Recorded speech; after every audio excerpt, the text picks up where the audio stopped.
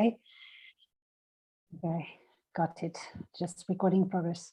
So today we have a session which is called Going Beyond the Clan Outreach. And so we have two presentations. So Teresa Liben Monteiro, unfortunately, is not here. So we have Veronica Policarp and Clara Venancio, who is going to present. We photographed how it is like to be a pet at home. I will just say a few words, and everybody knows Veronica Policarp, so I won't say any words about her. But I'll say a few words about Clara Venancio, who she's currently works as a research assistant in the CLAN project, and she graduated in communication design from the University School of Arts of Coimbra. And she holds a master's degree in product design from the High School of Arts and Design of Caldas da Rainha, where she completed the thesis, Animal Dignity, Development of Habitats for Domestic Animals, and the prototypes Domus Petra and Locus Turi. So we'll learn a little bit more about that. I'll say also a few things about the next speaker, who is Maria Sari. And so she's also to share a talk with Clara Venancio, Who is Your Clan? A Toolkit for Educators. And Maria Sari, she's a postdoctoral researcher in the Academy of Finland, funded research project City Rats, from citizen science to non-anthropocentric education at University of Oulu, and currently co-leader of the Envisioning Sustainability Research Hub of the Biodiverse Anthropocenes Research Program. So, and then after these two talks, we'll have the commentators, and we are very, very happy to have here two excellent commentators, Melissa Knowles and Harry Ekman.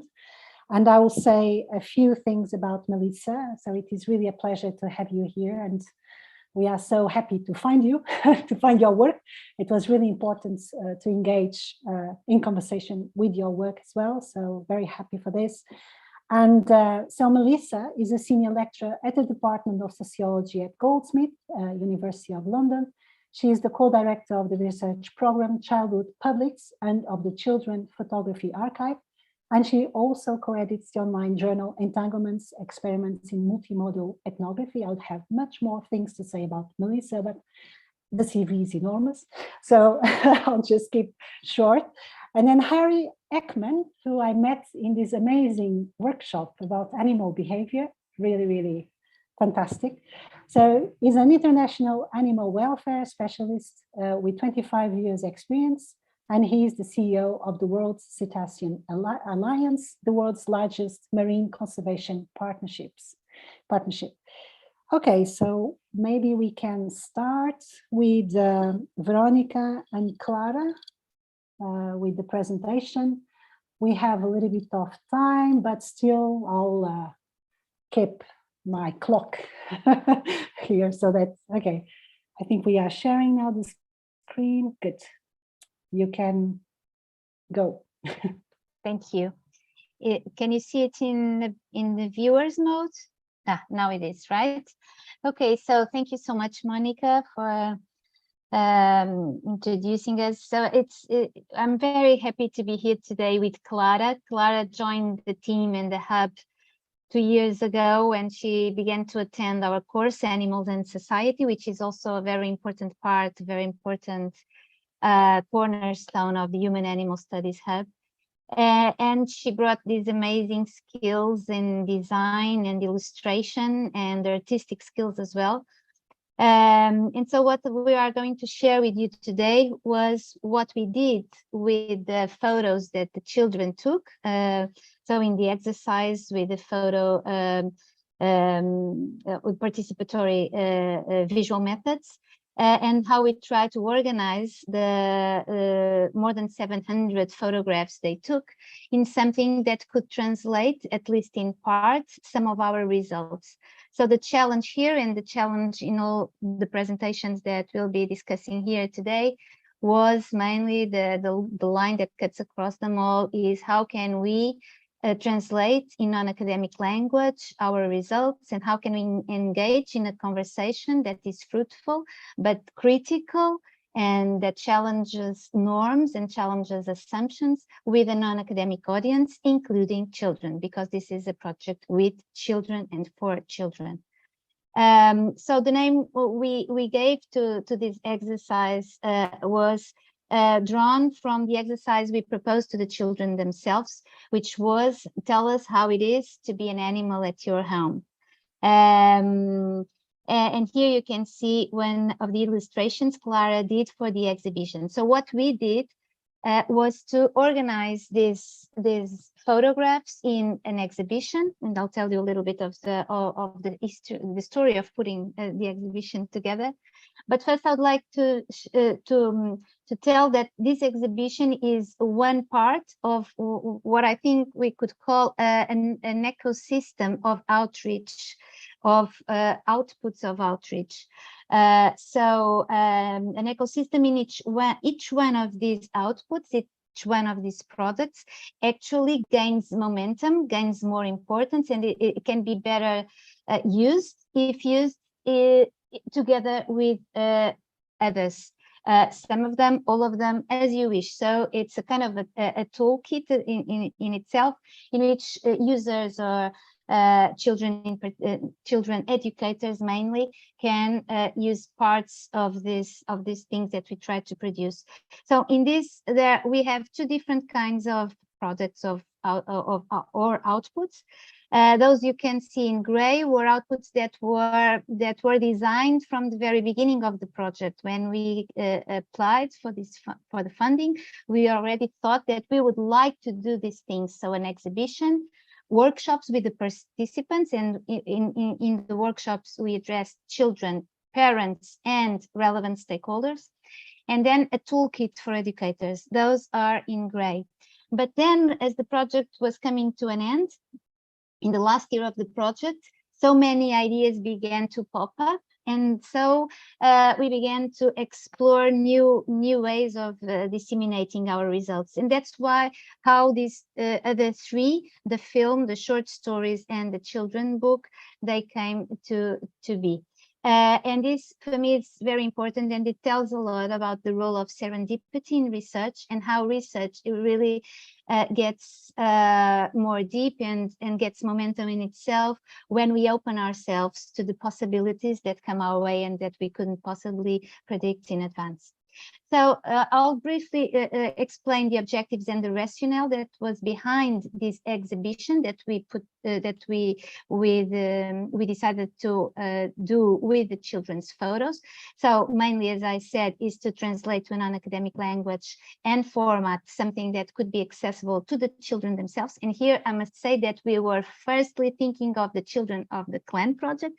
So the CLAN children, as we call them, were like our imagined public. Whenever we wanted to imagine who's going to look at this, we thought of our children, our CLAN's children.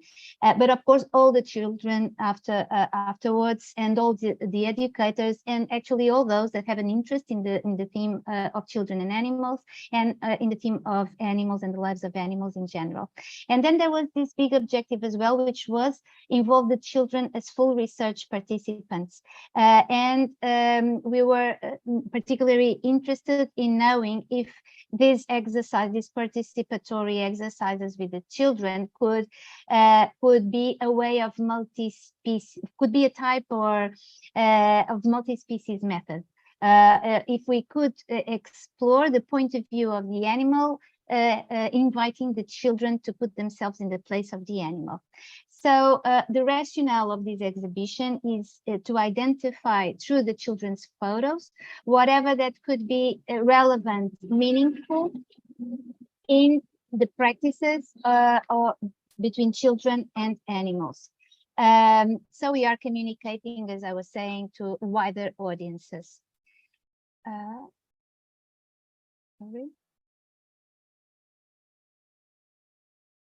I think it's, I'm sorry. Okay, so is it okay? Now it's working. So we were looking for practices, as we explained yesterday, so what children and animals do together. And to look into those practices, we gave importance to the photographs that the children took. So just resuming a little bit what we explained yesterday, we asked 12 children of the 24 of the project to photograph their animals for 2 weeks and to tell us the story of how it was to be an animal at home. And so the theoretical background of all this is try to look for children-animal practices. So practices between children and animal that can be a form of social practice, encompassing material aspects, competences or skills, and also all the emotional and the affective dimensions. And here we are indirectly drawing on all the literature on social practices, and we are trying also to explore the idea if these practices may contribute to make the child photographer, that idea of a child that becomes a photographer, and also how being a photographer and a photographer of their animals contributes to make them a child to the children's world.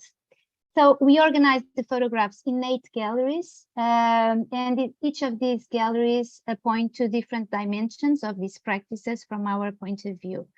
And these dimensions were translated, and here I'm talking of the verbal translation, and Clara will talk about the visual translation. We translated this in using verbs and using the gerund, because it brings movement and it brings the idea of co-becoming. So children and animals co-becoming together in their own worlds, common worlds of being a child and of being an animal. So feeding, cleaning, accompanying. One of them it doesn't follow this line of thought. The last one, the company, because it focused mainly on the species, as we were talking yesterday, that were the exotic species in particular, that were a bit more out of place in a way. So opportunities and challenges we faced. A big opportunity we had across this path was to connect with Melissa. Melissa, thank you so much for all that you've taught us, and our collaboration has been incredible for us, because we already had this idea from the beginning of putting together an exhibition, but learning with you how you have done it in your own work was amazing. So when the Clan project was invited by Melissa and Christos Varvantakis to be a part of the Children's Photography Archive. It was an amazing opportunity for us. This is kind of moving on all along. Was an opportunity, as I was saying, to us. And also it highlighted a lot the role of serendipity and the role of synergy. So how we can use the connections, international collaboration, how we can add up to each other's works when we are working in common or at least akin topics. So thank you so much. This was certainly a big opportunity we had. And working with Melissa and Christos and the CPA helped us a lot in our reflection about all the ethics of working with children and children's photos. There was a lot of things to decide. So which photos to show, what we had to show, what we needed to hide. So all the faces of the children had to be hidden or not. Then we had to go through the dilemmas, or we are going not to hide the children's faces, but then will they be sad because they are not actually being fully included? So this was a whole reflection we could do together. We also had to go back and forth with the informed consents, because we hadn't asked in advance consent to display the photos, and also of course the pains of selecting the photos, letting go of some of our best photos because we couldn't show them, because they would show the face of the child, for instance. So there was a lot around ethics. There were many challenges in terms of implementation. First, the low budget we had. to address this, to organize the exhibition. We had many problems finding a venue, and in the end, we just decided to move from a physical exhibition to a virtual exhibition, which actually entailed a lot of reflection around, but will this still be an exhibition, or is it just a website, just any other website? What are we gaining? What are we letting go of? And finally, the need to critically bear in mind and bring to our presence all that remains invisible. So whenever we display something, there are so many other things that we are that remain invisible. And in this case, there were all the difficult topics about illness, death, loss, and grief that were not that will not be visible in this exhibition. All the invisible animals, invertebrate, insects, the so to speak pests. What the children don't do, as we've seen yesterday, the tension between the educational parental goals of making them responsible for someone else, but then the children not taking on the chores themselves, and do children after all photograph mainly what they think we want to see? So many things that remain invisible and that should be critically addressed in this way. So now I'm passing on to Clara. Clara, the floor is yours. We had three main concerns when we started working on the exhibition design. We needed to maintain Clan's visual identity while also designing for a childhood public. And we had to be able to communicate visually what this exhibition was about. A photo exhibition from Project Clan's children's depicting their animal companions and their lives with them. Can we, Veronica? In order to make a connection with Clan's visual identity, we decided to use Clan's colors, in this case, the Clan's orange. We made the design more appealing for children through the font choice and through the illustrations. We end up choosing an unwritten font because of its irregularities that helps in the creation of childlike visuals. The illustrations were also hand-drawn and then digitalized, vectorized, and painted in some spots, only in some spots, with Clan's orange. All the graphics for the exhibition were made thinking in Clan's identity, in children as public, and in a visual way of communicating with them, with the children. To visually communicate what this exhibition was about, we needed to create a cover image and an exhibition title that could answer the questions. Who are the photographers, and who and what are they going to show us and talk about? To answer these questions, we did this cover image. The illustration presents the project Clan Children and their animal companions, and also gives voice to the children with their perspectives, with a title that means we photographed what it is like to be an animal here at home. Then we created these drawings of frames. We did it to continue with the hand-drawn and unwritten aesthetics, and also to make the exhibition more attractive to children. If it was a physical exhibition, the frames will be printed. In a digital one, they will appear on the screen with the photos like this. And they also will appear in this way on the catalog. To make the photo caption, we created illustrated icons to present the animal. In this picture, we are seeing the cat Kida. And to identify the photographer, we use the illustration of the child. In here are the other animal icons. They are one of for each animal species, and we also made one baby cat icon because we had a baby cat, so we decided to add that icon. These are the gallery icons. They were made to visually represent the photo gallery and the dimensions that Veronica explained before. They are used in the catalog as a cover image for each gallery. On the website, they appear as buttons to access the photos, and they appear in the gallery banner. When we migrate from a physical exhibition to a digital one, we had to create 3 illustrations to fill some of the blank spaces on the exhibition website. This is the first one that depicts an exterior space. The dog in the balcony was inspired by one of the photos of Project Clone's children. The dogs in the illustrations are making a contrast between the dog that is in the balcony, the dog that is being walked, and the dog that is on the street. The same thing happens with the cat that is inside on the window and the cat that is outside. And also with the birds, the one trapped on the cage and the other that are living outside. The fish also represents other companion animal species. This is the illustrations of the interior space. The drawing of the dog and the person on the bed was inspired also by one of the pictures of Project Clone, as well as the drawing of the bird on the laundry room.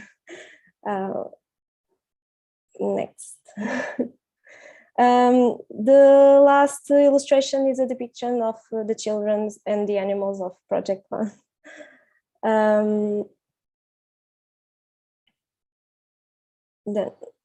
These are the mock-up images of the digital exhibition.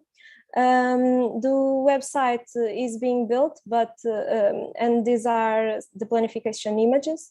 We already know that it will have some small adjustments, but nothing too far from what we are showing here. The first 2 images are showing the homepage, and the other 2 are showing the galleries and the photos. In here, we have the mock-up images of the catalog. The images were computer generated. This means that this isn't a real book, but it's a simulation of how it will look like after printing. The Portuguese version is already being printed. In the first image, we have the cover. The second image in the first page, we have the first page after opening the book. We also have some other pages from the inside, some text pages, and gallery pages with photos, photo captions, and the beginning of the gallery. And it's all. Thank you for listening.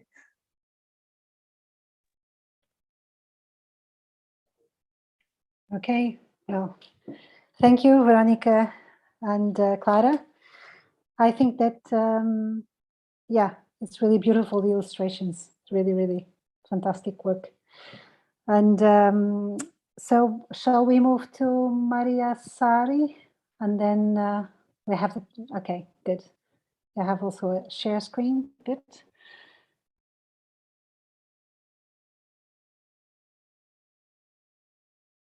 Can you see the screen now in the presentation mode? Yes, it's perfect. Okay, I apologize in advance that planes will be landing overhead, so you might hear some background noise every once in a while.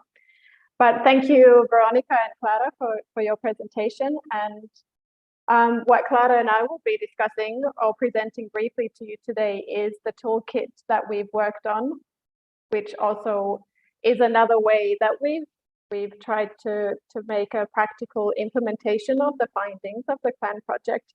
And I'm a researcher across the fields of environmental education, animal law, and multi-species childhood studies. And I was very fortunate to finalize my PhD last year here in the CLAN project, where I could use my interest in animal inclusive education research and my practical experience of working as a early childhood educator in producing this toolkit together with Veronica and Clara. So just a brief overview of what we'll go through today is kind of discuss why what was the initial idea of including a toolkit for educators within one of the outputs of the CLAN project. And to put this in perspective, into my field of research, which is animals in education more broadly. So how does this connect to what's happening in that field? And then we'll go over some of the themes and activities that we included in this toolkit, and also to critically reflect on some of the challenges and maybe look ahead to, in the future, how might we overcome, or how do we move forward with this whole topic of animals in education. And then Clara will show you what we like to call Clara's magic of bringing this all to life, because without her, it would just be words on a piece of paper. Really, so Clara will end with showing you some of her magic. So the original idea when Veronica started this project was to really create a toolkit with close input and collaboration from the participants. So really the idea was that the young people involved in the CLAN project, that they would have a core and key role in the creation of this toolkit. And the aim was to provide educators in different settings with some tools or practical tips to discuss animal rights in the classroom, and really to bring the project findings to educators in a more practical way, not just through reports or articles that might be hard to reach for educators and also inaccessible to some sometimes. However, as with any research project, as it goes along, things change and things mold. So the process of creating this toolkit, it turned out to be a bit different from the original idea. So in the end, the young people who were involved in CLAN in the interviews and the photographing sessions, the key role was no longer with them so much in the creation of this toolkit, but really we aimed to keep them and their ideas at the core of this toolkit by really building the toolkit around the themes and topics that arose from the photographs and from the interview findings. Before we give you an overview of what is it that we included in the toolkit, what kind of topics and themes, unfortunately we won't be able to show you the final product of the toolkit yet, but that will be available in Portuguese and in English readily. It's going to be for free for educators and for the public to download.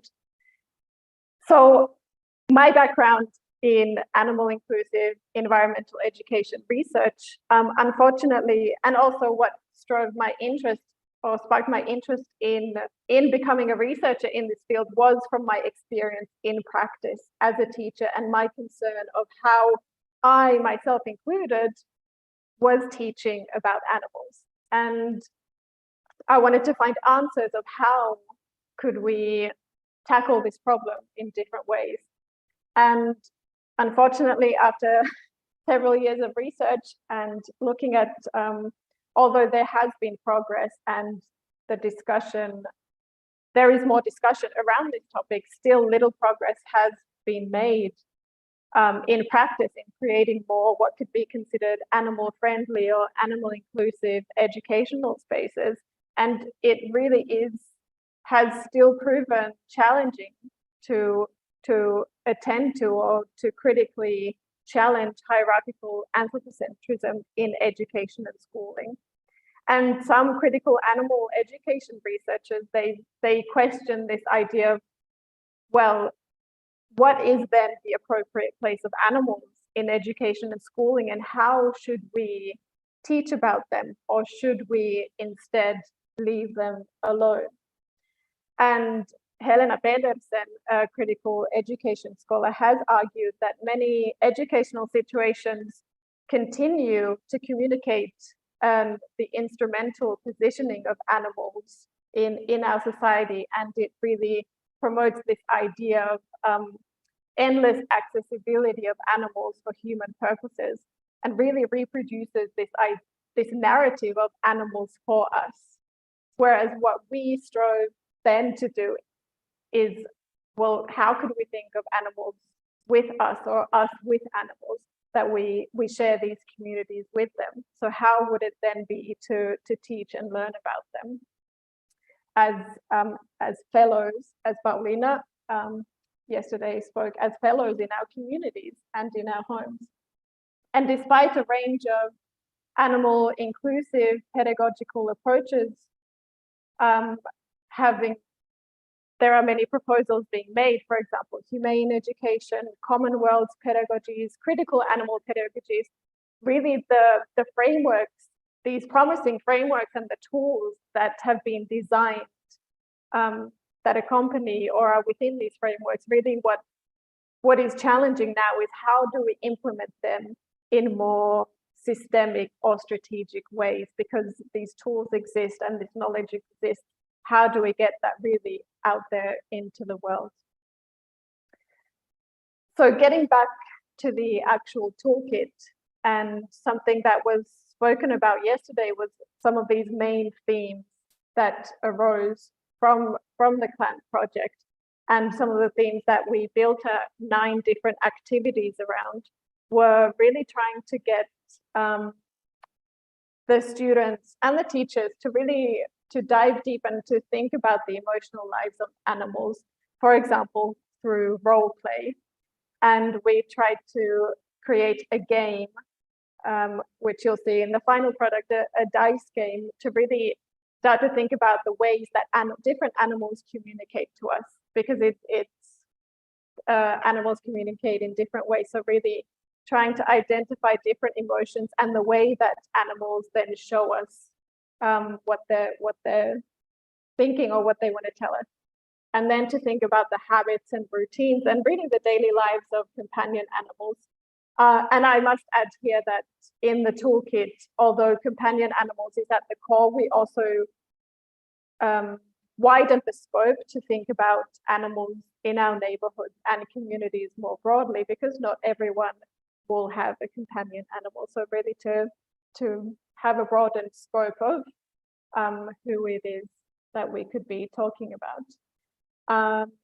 So we use different modes of engagement, storytelling, and role play and games were some of the ones that we included into this toolkit. And the idea was not so much to design activities where there would be right or wrong answers, but really to create and open up spaces for discussion and critical thinking without seeing beforehand what kind of issues or discussions could arise. So there are so many topics and themes to include, and we didn't want to, although the activities direct and instruct us to do a certain task, really we wanted to have a more open-ended approach where there are no right or wrong answers. Some of the challenges in designing of the creation of this toolkit is that we had a limited space. So what topics do we include? And something that we have discussed with Veronica before is how we have remained in what we could see as like a safe space. So some topics, although they are addressed, they're not explicitly addressed. So there is an activity on animal shelters and feral lives, which can bring in discussions of abandonment and adopting and buying animals. But I did choose a more careful approach in really how do we present these issues, or how do we present these themes? And that brings into question really, who is our target audience? Who do we want to reach with this toolkit? And the way that we have seen it in our discussions is really to try to appeal to not just those who have an interest beforehand in these issues and who might already have questions of their own or know about it, but really to try and get these issues or these themes to a broader public. And it's a balancing act of how do we appeal to a wide audience without then alienating some. So this is one of the reasons why, specifically for me as a critical animal studies researcher, I consider that this still exists in a safe space. But I'll get to that in just the next slide too. So really we had to decide, because of this limited space, is what to include, how explicitly to address specific issues, and who do we want to reach with this toolkit. So just to wrap up before we move on to Clara's magic, is really we wanted this toolkit to be a conversation starter, to open up space in classrooms, to begin to think with the students and teachers about the different relations we have with animals in our homes and more broadly in our communities.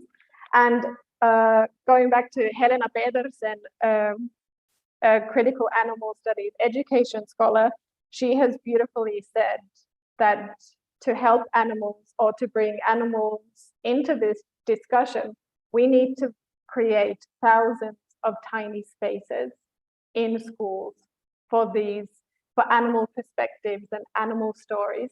And I think despite us maybe operating in this safe space of not explicitly addressing some more contentious issues, we strive to create that. This will help create these thousands of tiny spaces for animal stories in schools. And by creating these thousands of tiny spaces, we can create a bigger wave of change. So despite the toolkit then being developed in a different way than the original plan of having the children really at the forefront of the design, we really did align it with the themes that came out through the interviews and the photographs. And despite these ready-made resources, I see them as having a really important role in bringing these thousands of animal stories into schools. Really, what we need to also focus on more broadly is how do we create the systemic transformations in education systems for these toolkits. Our resources are valuable, but really to also discuss the issue of systemic transformations. And like I said before, the content, it only becomes alive through, or I see as very valuable in bringing content and words and thoughts alive, is through design and through this visual art. And how do we spark curiosity and spark attentiveness to others? Words can play an important role, but I think that's where Clara's magic design comes in. And I'll pass the floor to Clara.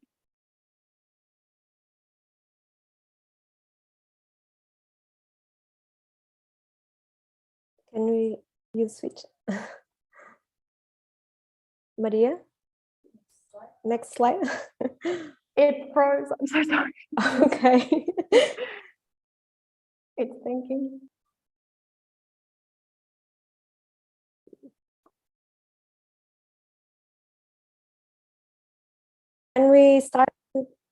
When we started thinking about the toolkit graphic design, we first had to establish some for whom we were creating it.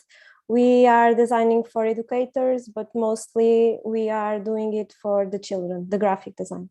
This means that the design should be appealing for them and help spark their creativity and imagination. Should also invite them to engage with the toolkit and co-create their activities materials through drawing and coloring.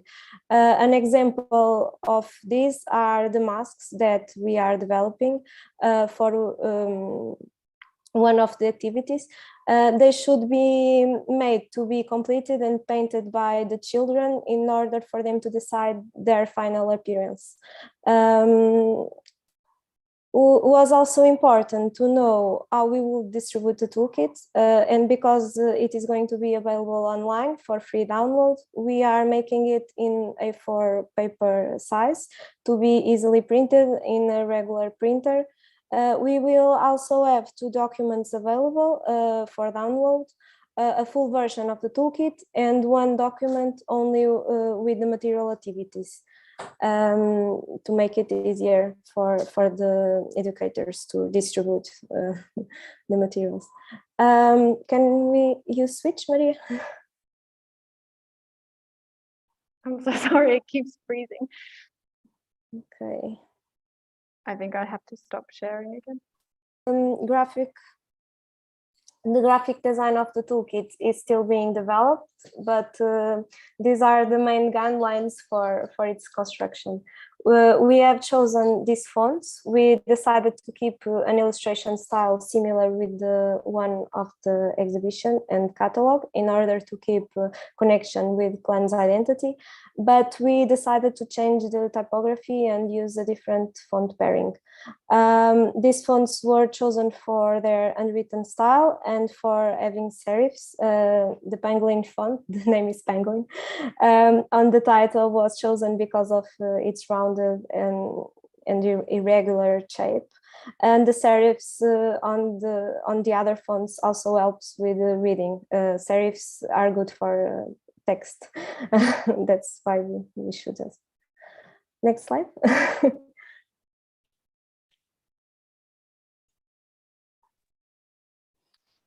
Maria, can you touch the screen? Maybe that's the problem.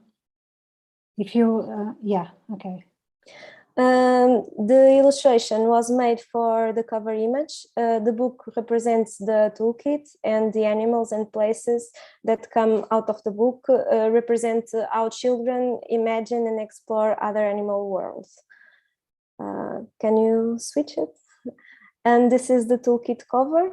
And for now, I don't have anything more to share. We are still developing the design of the toolkit, the graphic design, and it's all. Thank you for listening. Okay, well, thank you so much. It was really interesting. Clap, clap, clap. And okay, João is also here clapping. Good. Okay, so now we have some time for the commentators to give their, thoughts, comments about the work. Unfortunately, Teresa is not here, so she can say more things about the workshops, but maybe Veronica can tell us a little bit more about workshops later on, after where we have a big debate or a big, some time for debate, so we can share a little bit more about what happened in the workshop. So maybe we should start with Melissa Knowles. I don't know if you are, yeah, you are there. Good. So thank you. Okay, great. Thank you very much.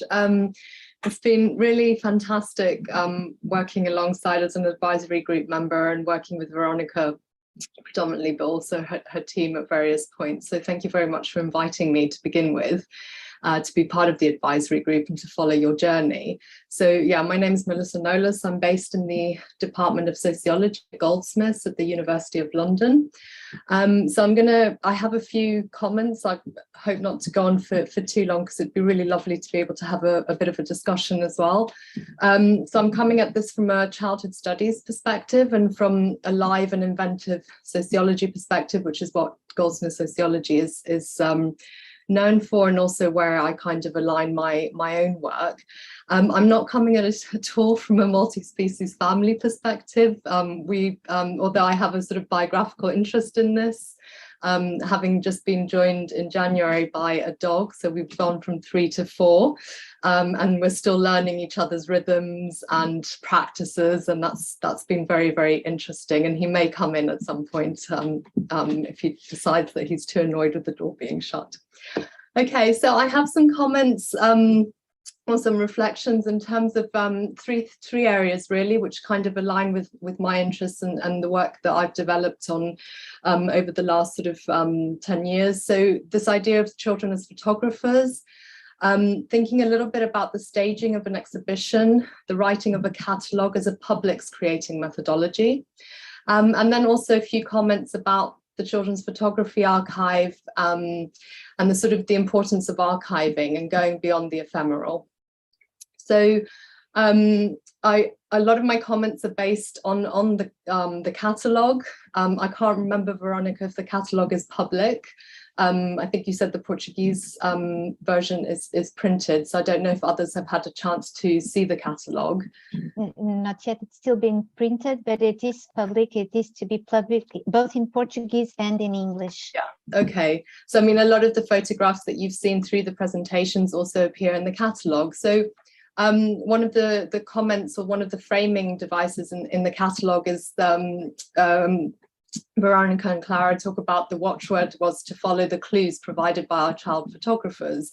And one of the key questions Veronica set out with this afternoon was, did the children animal practices contribute to making of children child photographers? And indeed, did the project afford for children to become photographers of these everyday practices in multi-species families?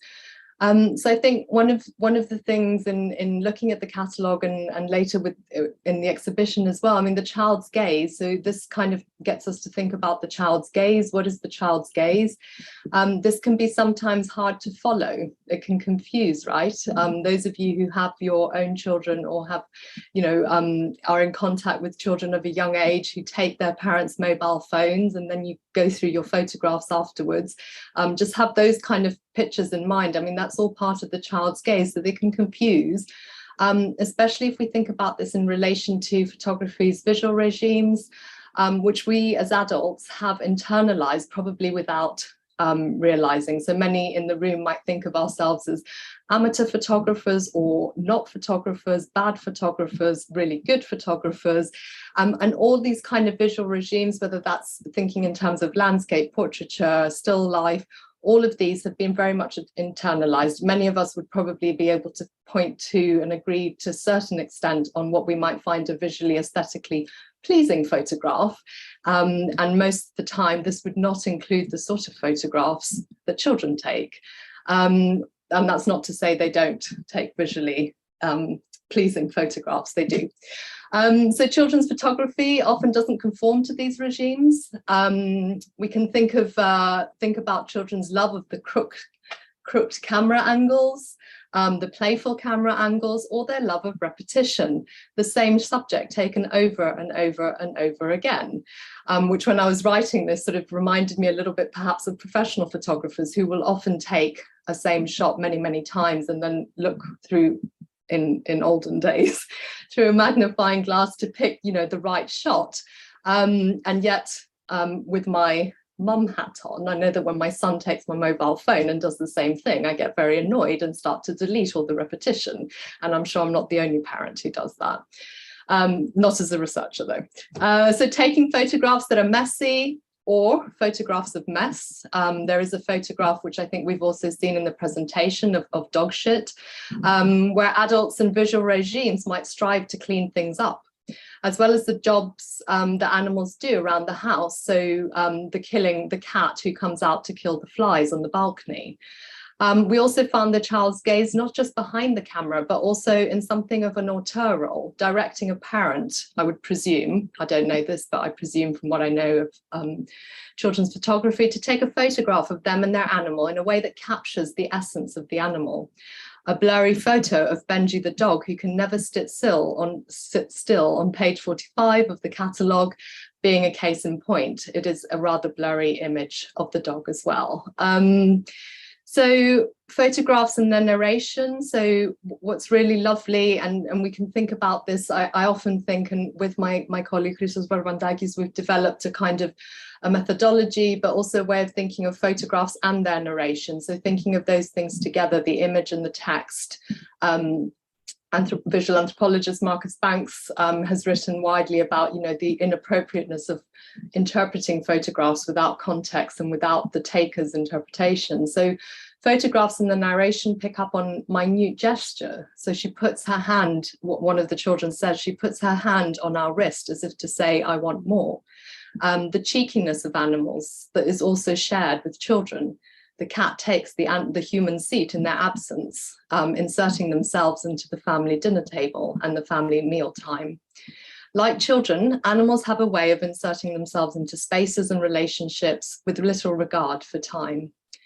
And children's photographs recognize this as they capture their animals sitting alongside their laptops and computers, those connecting the devices that we all relied on, especially heavily during the pandemic. And I'm very conscious that a lot of the field work took place during the pandemic.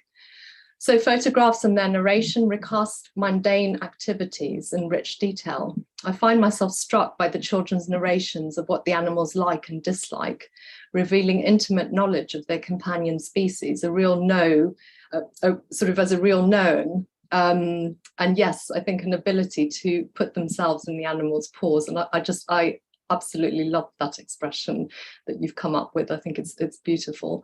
I also find myself laughing wholeheartedly at the pure joy of the playfulness of the photographs, the dog on the tricycle in particular. I was sitting in my office yesterday thinking about this, and it really made me laugh very much in a very warm, kind of joyful way. And the sort of charming anthropomorphizing of the dog on the tricycle by and I presume single child without a younger sibling to playfully toy with in this way. It's incredibly moving. So the team have also taken the idea, so the team I think have taken the idea of the child photographer very seriously in presenting the children as the authors of the stories and the photographers of their companion species.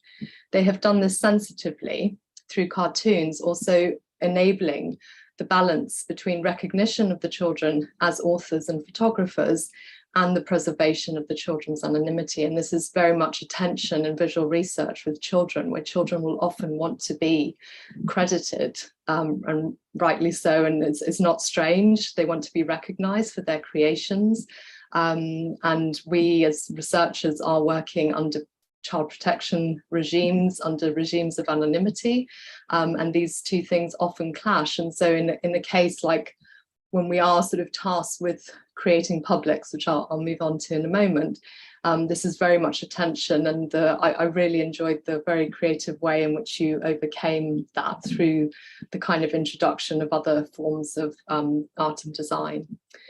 So I want to talk a little bit about staging an exhibition and writing a catalogue. So I don't see these, I mean, we can say staging an exhibition and writing a catalogue. I know very well what a labor of love these things are and how time consuming they are. So photography and its narration, something that elsewhere in my own research, my team and I have called photo stories, is a powerful, I think, vehicle for creating publics, but also the mixing of modes and media. So modes, the research, the design practice that we've heard about, and the media, the photos, the text, the cartoons. So we've got various levels of signification playing with each other and drawing audiences in there. I think there was it was interesting to hear you say that, you know, you did have an initial audience in mind of the children in the study.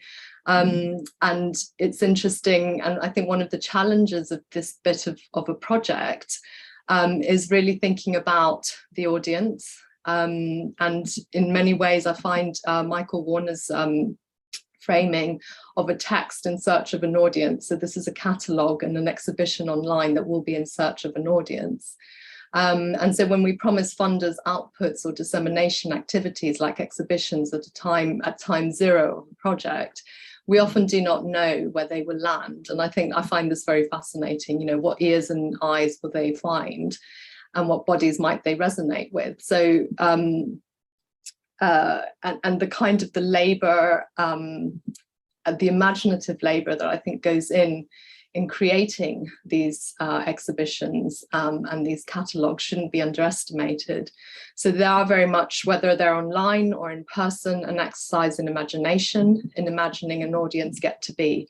In many ways, we create our audiences and our publics, and in doing so, we're continuing with our research. So I in my own work I don't separate these two parts of the research in a way. You're still doing research and you still discover things in the process of what we might call output and dissemination. Because these public interventions have the capacity to disrupt taken for granted thinking, both of our interlocutors, but also of the strangers who encounter these photographs and narrations. And sometimes these interventions with strangers can be very powerful. So these are people who will encounter the website or walk off the street to go into an exhibition.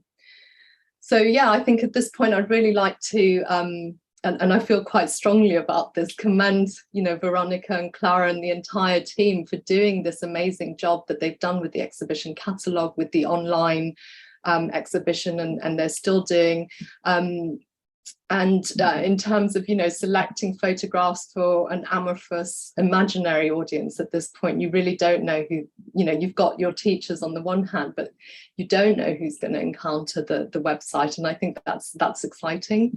And it's one of the hardest things perhaps that we do as academics, writing for an unknown audience, because usually we're writing, you know, a very small group of ourselves. We know the codes, we know the language, we know how to express things. Of course, if those who are artists have a different experience, I think, of this process. Yeah, I think I'm sort of, and maybe this, we can open it up for discussion afterwards, but, you know, the challenge of, is the exhibition in person or online? Is it just another website?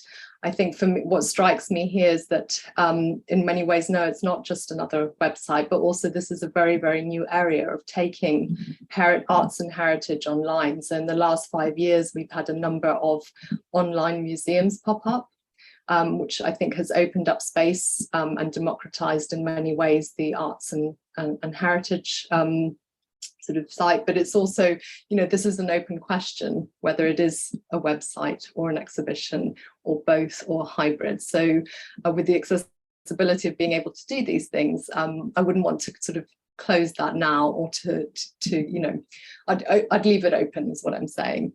And then finally, in terms of the Children's Photography Archive, and I'll pop in the link to the Clan exhibition, oh sorry, the Clan collection into the chat. I mean, what's really exciting here is the ability to then, for this collection of photographs that the children took, to live on beyond the project, and to find audiences that perhaps it might not have done in the temporality of the project and in the sort of the space of Lisbon. And one of the things we're trying to do with the Children's Photography Archive is to go slightly beyond the ephemeral, and to think about the longevity of the child's gaze, and to create these collections where they might be used in education, they might be used in other fora. So I'll leave it at that. And thank you again very much. And I'm very much looking forward to Harry's comments as well.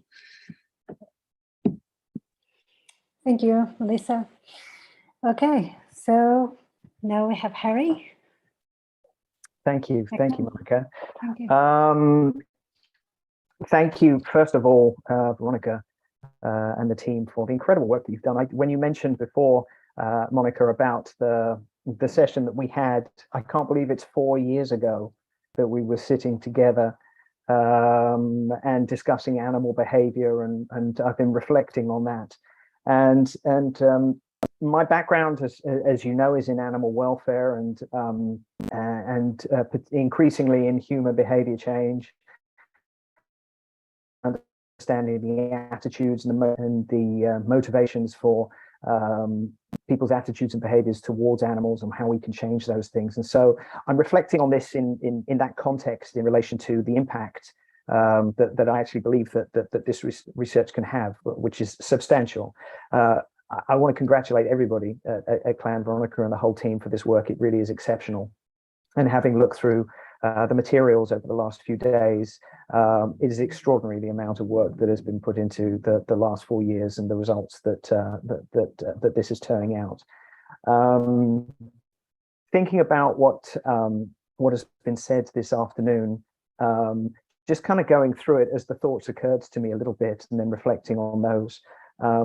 from the photographic side, my immediate thought was how incredible these children are, because if I try and take a photograph of my dog, she will immediately look away, like I'm trying to torture her with the camera. So seeing the images really is an insight into the families and the relationships there, and obviously that's key to this entire project. And as Melissa said, you know, having that lens through the child's eye is vitally important here.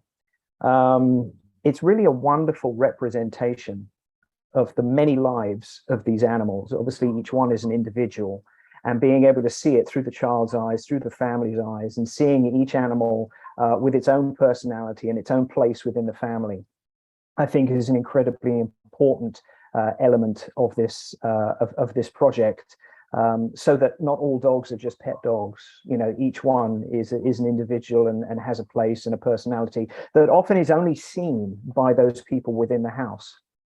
And it's there's been mention of anthropomorphism, and obviously, you know, one of the risks with children is you know there's a risk of interpreting what you're seeing in a certain way without actually understanding the behavior that you are witnessing.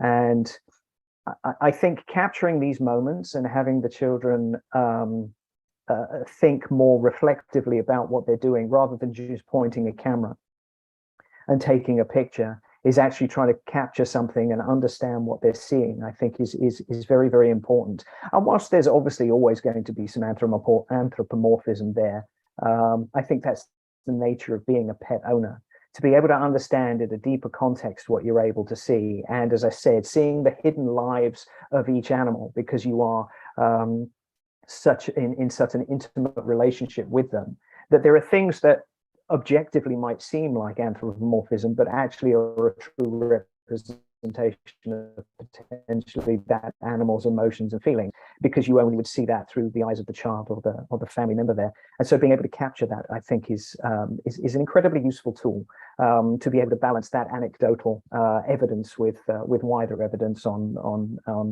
animal behavior and welfare.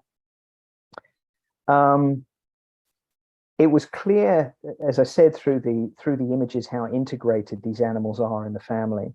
And I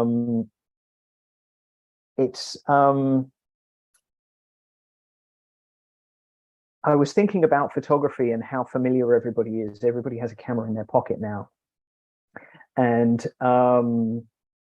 when Melissa was just talking about you know, taking 50 images, and if you went through my phone and saw the number of images of cats and dogs on there, it would be embarrassing, to say the least, especially when my wife comments on how few pictures there are of her.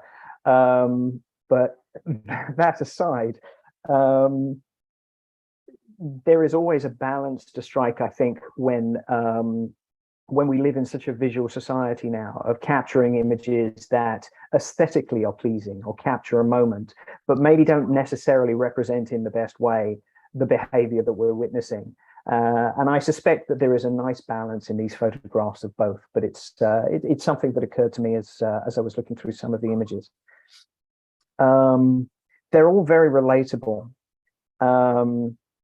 And moving on to kind of Maria's comments about the educational toolkit, which I think is a vitally important output here.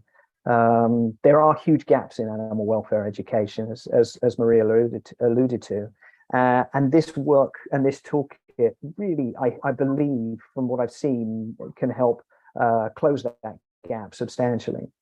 You know, there is I've always felt that in animal welfare education, and I use that term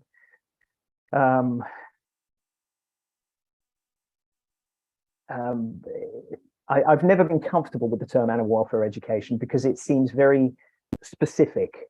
And you know, what has been mentioned here is that the best way of educating and understanding animal emotions and animal behavior and animal rights, if you want to put it in that way, is to have them embedded across a curriculum and have them as part of the conversation, rather than just having a lesson about animal welfare. And I've always found that for want of a better term, animal welfare education is very confusing for children and adults. You know, animals are represented in so many different ways.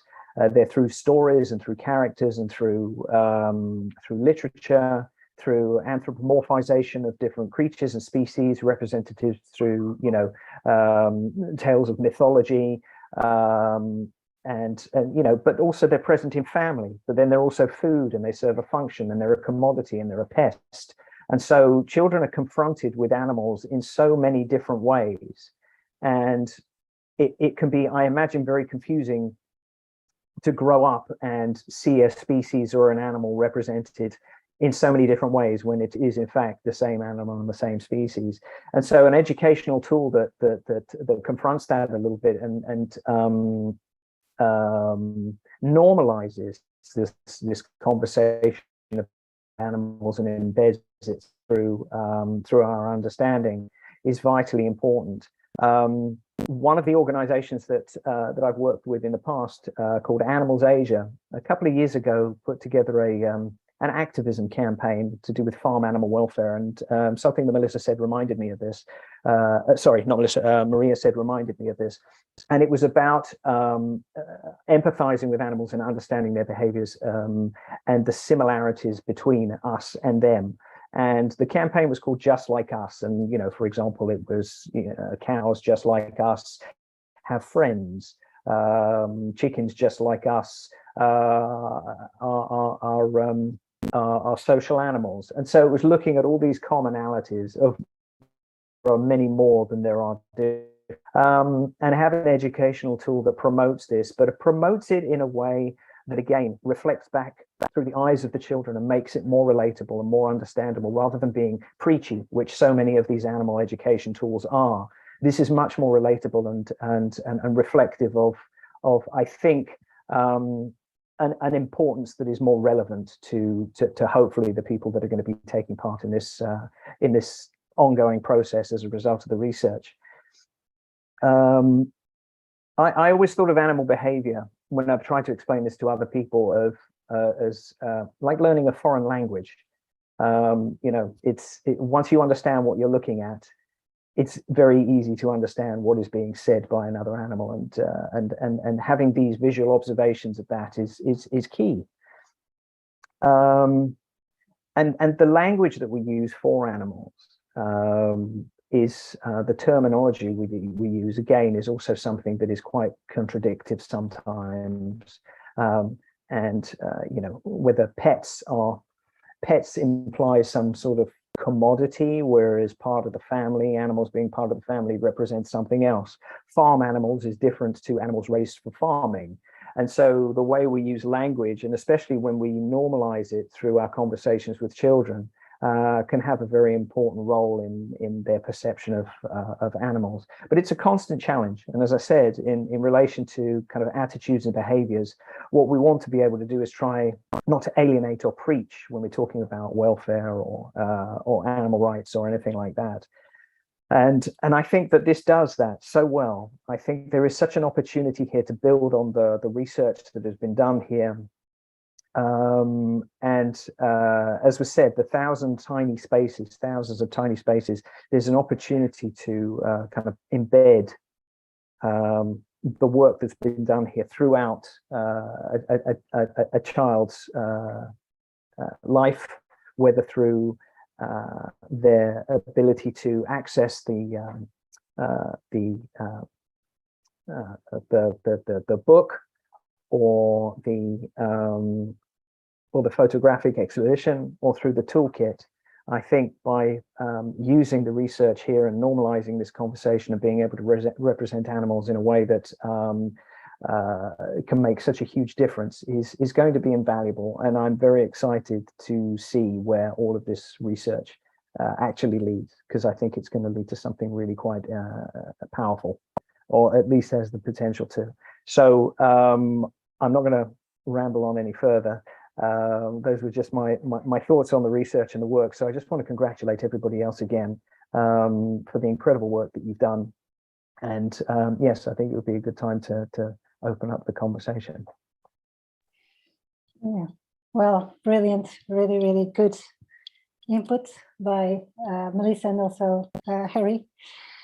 I have lots of things to say, but I will shut up because you all also have lots of things to say. So the floor or the screen is now to, you know, the team, I don't know, the Veronica and the others, and also for the audience. If you have questions, please, you can put in on the chat or you can raise your hand. And I think the idea here is really to exchange thoughts, ideas, comments, questions, develop thoughts. So I think it's really very informal and open and welcoming screen to intellectually engage in such a fantastic project and also fantastic comments. I'll shut up. So who goes ahead? Monica, may I, while people just warm up before kind of aligning their own questions, I'll just, in the name of the whole team, and would like to thank a big thank you to both commentators, Melissa and Harry. It was amazing hearing you, and yeah, and I'll have more things to say, but just these words of acknowledgement and recognition, I just felt that I had to say them right away. And yeah, but I have more to comment on, and here I wouldn't take time right away. I'd rather wait for people to bring up the questions. So I don't see here anything on the chat, and also, so I will let people think, but I will say a few things. One thing that really captured me was the fact to, I mean, go a little bit out of the box. I mean, these experimentations with toolkits and the exhibition are really interesting ways of exploring things out of the box. So what would happen if you were not constrained by the ethical issues or by the regime, the image regimes, for instance? What kind of performances and practices would emerge that would say something about the child and the animal child relation? So this is something that's, and also extending to what Harry was saying about the multiplicity. I was thinking that it's so important to place animals in their various facets, so, and dimensions, and that is really and it's a challenge to think about the animal multiple. You know, I'm thinking about animal, the body multiple, but to think about the animal multiple in various dimensions that is scattered throughout different practices as well, and different contexts, not only the family, but the school, and different textures as well. So the flesh, something to eat, something to pack and to feed. So I think it would be really enriching to explore more these ideas around multiplicity and also the invisibility. So how can you enlighten what was invisible, and to really reflect on the consequences and the effects of making invisible things visible. So that's another thing. But I mean, they're just provocations, and but that's really the richness of the debate, and also the results that are coming out of the project. So I was wondering, okay, thanks for sharing your work with us. I didn't get when the toolkit will be available. So Maria Sofia Vizcaya is asking, when is the toolkit available? And I don't know if Veronica wants to answer now. Yes, I can say a few words. So both the toolkit and the exhibition will be available if everything goes as planned on the 4th of October. So the 4th of October is the Day of the Animal. So we are organizing this big party here at ICS. So for those of you who are in Lisbon, you are all invited to come along and bring your children. So the idea is to join, to get together with the children of the project and with the parents and everyone who has an interest in this question. So we plan to have the toolkit ready by that time, and also the exhibition, the online exhibition. We plan to launch it there, as well as to launch the book of Joana. I see Joana is also here, Joana Estrela, the book Meow, the book Joanna did for Clan. And all this will be both in English and in Portuguese. So the exhibition catalog, and this answers Melissa's question. The catalog is already in print, the Portuguese version, so the English version is not yet in print. We'll just print a few items, but then the whole stuff will be ready to download on the website of the exhibition. So it's free, of course. It's an open resource, and it will be available in English and Portuguese. Okay, good, Veronica. And then we have another question by Becky Tipper here on chat. That was a wonderful small question. Will there be, I don't know if Becky is here and can put the question herself, because I cannot see her. Yeah. Hello. Yeah, okay, so Hang on, you can sorry. go ahead. Hello, hi. Yeah, that was really lovely. It was wonderful, and all the comments were really interesting.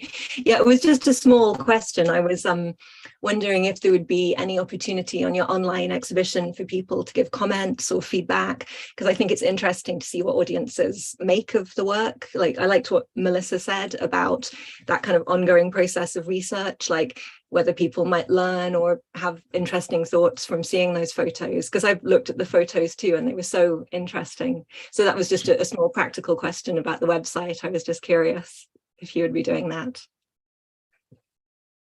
Thank you. May I, Monica? Yeah.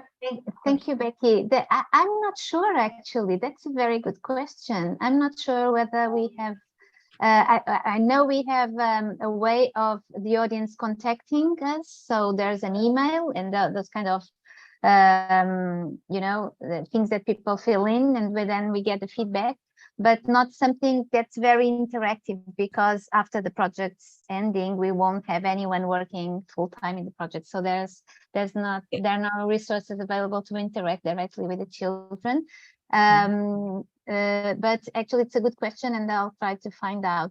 Maybe Clara, do you know if there's anything more interactive in the exhibition site? There isn't any interaction in the exhibition. There is nothing more interactive in the exhibition. What we the website is being made, this is not exactly interaction, but it's being made with some animations. When you scroll it, there are things that appear. So the photos start to appear. There are things that move slightly. Small animations, it's not big animations. But there is nothing to leave comments. That wasn't, at least that wasn't planned on the website. Yeah, I can see it would add a lot more work. So yeah, you have limited resources. Yeah. Yes, but it's a very good point. Thank you for bringing it. And I think it actually links very well what Melissa said about in search of an audience. I love that idea, and writing for an unknown audience. And I think that's why we thought a lot about the Clan children. And also I'd like to link this back to the idea of what outreach means. What means these outreach tools for us? And it's been a concern that I've had for a while. For many years, I've done research, and in the end of research, I didn't get the feeling that the people I had been working with would get access even to my findings or to the things that I've been thinking about. So when we began this project, we began discussing this very early on. How is it that we can give back to the participants? That's why the 24 families and the 24 children are very much in our mind. And so, yes, you're totally right. It's an unknown audience, but at least it's an audience that will be extended in time and place. So this is a very social practice thing also. But in our mind, we thought of our Clan children maybe as archetypes of children that could help us to work with a language that we thought was more useful for them to understand. Maybe I could add something on your comment also of children as photographers. That idea that you develop in your own work was very useful for us as we were going through the through the materials and through this ordeal actually of putting together this as an exhibition. So questions as repetition, some topics coming over and over again, the messiness and the messiness of children's lives, with Paulina also mentioned in her own work as we listened yesterday, or the things they do around the house. So I think that what we tried to do, so not sure if we were successful, but what was on our mind was to kind of follow the thread of their narrative around these things, repetition, messiness, and things they would photograph in order to understand their practices. So those 8 galleries are our approach on this, are the way we found to organize this. And I think this also links a little bit with Monica, what you said about the visible and invisible, and about the scattered lives of animals. And I think both visually and in terms of concept, that's what we had in mind when we thought about the galleries. And I think I would pass it on to Maria and Clara for Harry's very interesting comments on the toolkit. They were so interesting, but I think I would pass it on to Maria and Clara. First, thank you so much for your comments and thoughts on both of these presentations, and something that I wrote many things down, but something I picked up on, which was a really nice way to think about, because Veronica and I have had discussions about this toolkit and things that we would have liked to do better, or to push a bit more, to push more the boundaries of what we could discuss with educators or within schools. But I really like, Harry, what you said about just normalizing the conversation and normalizing the different ways to speak about animals. And I think that's something that I'll definitely take away from this. And it gives a nice way to view this, the work that we've done, and this toolkit really as a tool to normalize these discussions. So thank you for that. It's a really nice perspective that both probably me and Veronica can take away when we think about the challenges, or what we see as challenges in the toolkit. So thank you. Okay, Veronica, I don't know if you want to give us, I don't know if I have here more, no, but just to give us a snippet to what happened to the work in the workshops, because you know, there was really just to tell us a little bit more, to share that. Okay. Teresa was not here. Yes, yeah. Unfortunately, our colleague Teresa can't be here today. So the workshops are very much aligned with what I was explaining, our concern in the project from the very beginning, in how can we give back to the participants. So this was our first concern. So involving the participants, the families that we were working with, and the children, because we were very much focused also on making children full participants, and the animals. But the animals here, it's a bit different. We didn't bring the animals to the workshops. And then we also, and it was thought about since the beginning, we had the intention to involve relevant stakeholders. And what do we mean by relevant stakeholders? NGOs, social workers, educators, veterinary doctors. So all those practitioners who are directly involved with animals and children, or with animals, and that could take an interest and could benefit from our work and our results. So we organized 3 different workshops, one with the children, the other with the parents, and the other with the relevant stakeholders.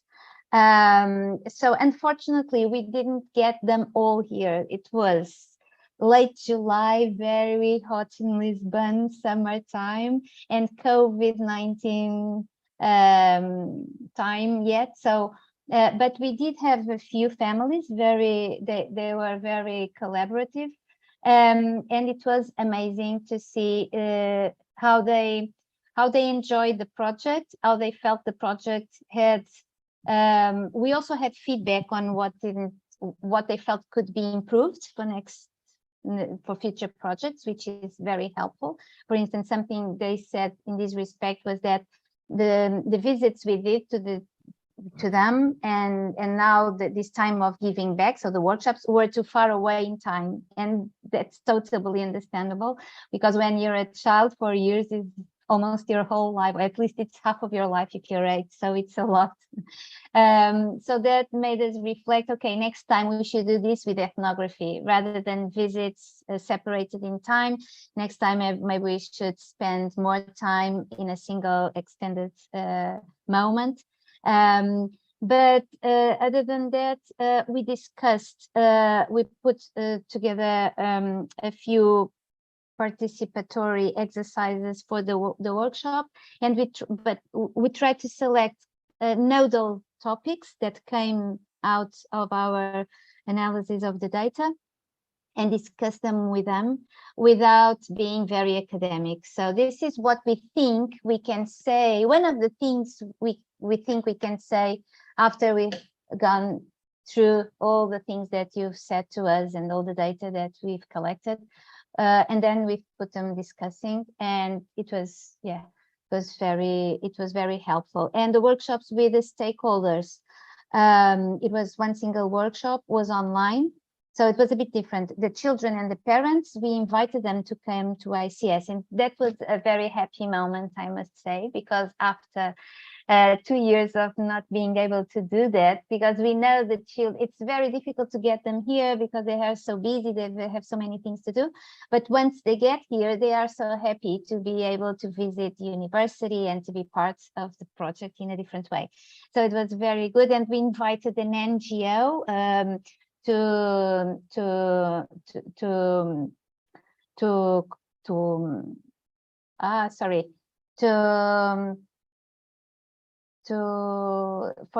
they cooked sorry, the words are not coming out. They cooked the plant-based coffee break for the children. So we also engaged in this case an NGO was very committed to disseminating plant-based meals and plant-based alternatives, which was also a way of engaging with NGOs and of introducing the children and the families to that particular NGO, and other NGOs doing the same work. So that was also a happy moment in the workshops. Yeah. And if you have any particular questions about content, I can just also add. Otherwise, I'll just keep on talking. I will never shut up. Okay. So, well, more comments or more observations or questions or yes, I think Melissa has one. Yeah, go ahead. Yeah, so it's just trying to bring the toolkit design with the workshops together, 2 threads. I wonder if you've had a chance to show the toolkit or to converse with educators about the design of the toolkit. And the reason I say this, partly, Maria, when you were presenting, I had very strong resonance of myself about 18 months ago, where for a different project, we were also designing a toolkit, which for various reasons, I mean, it's there, it just hasn't gone live and whatnot, but it was on issues around politics. So looking at gender, economy, what else we look at? There was like 6 topics. But I remember having similar thoughts of like, how do you present these? And, you know, because we know from the research that children want to know, and they often ask questions and will often get shut down, sometimes not because adults don't want to talk about it, but because they don't feel equipped to talk about it. They don't have language. And then we know in schools that for some topics, like one of the things was death. So we know that educators would like to have more experience in how to address these things. And then in the UK context, we have some very interesting policies coming out of the Department for Education. And so in some ways that are not conducive to these critical conversations at all. So I guess my question is, and to bring the 2 together, yeah, how have teachers actually responded to the toolkit if they have? Because part of me wonders whether we worry too much about making things safe. And I say this as somebody who literally loses sleep over that. So it's an open question, like, do we worry too much? Yeah. Thank you so much for the question and the comments. First, I'll address, before I answer your question about the toolkit and the response from teachers, I completely, what you were saying about how children often have the questions and they themselves ask these questions, and it's kind of shut down by the teachers or the adults in this situation. And that's completely true when it comes to what can be seen, what we adults often see as difficult questions about animals and our relations with animals, and how teachers or adults often just don't feel, yeah, like you said, equipped to have these so-called difficult conversations that don't have easy answers. And Paulina Rautio, who's here with us today as well, the project that she led, in which I did my PhD, Animate, we published a book. Unfortunately, it's still only published in Finnish, but it was around these questions, these so-called difficult questions that children raise about animals. And it just goes to show that children are ready and willing and often want to have these difficult conversations, but really, and that's something that we talk about in teacher training, is really how do we make future teachers more comfortable in these situations when there is no easy answer, really. So what we often refer to back to is this idea of staying with the trouble. And then back to the toolkit, when I was designing the activities and really, this dilemma of like, is this enough? But going back to my own teaching practice before I got into research, really thinking like, what would be possible with my students? Like, what could I do in a comfortable way to bring these discussions into the classroom?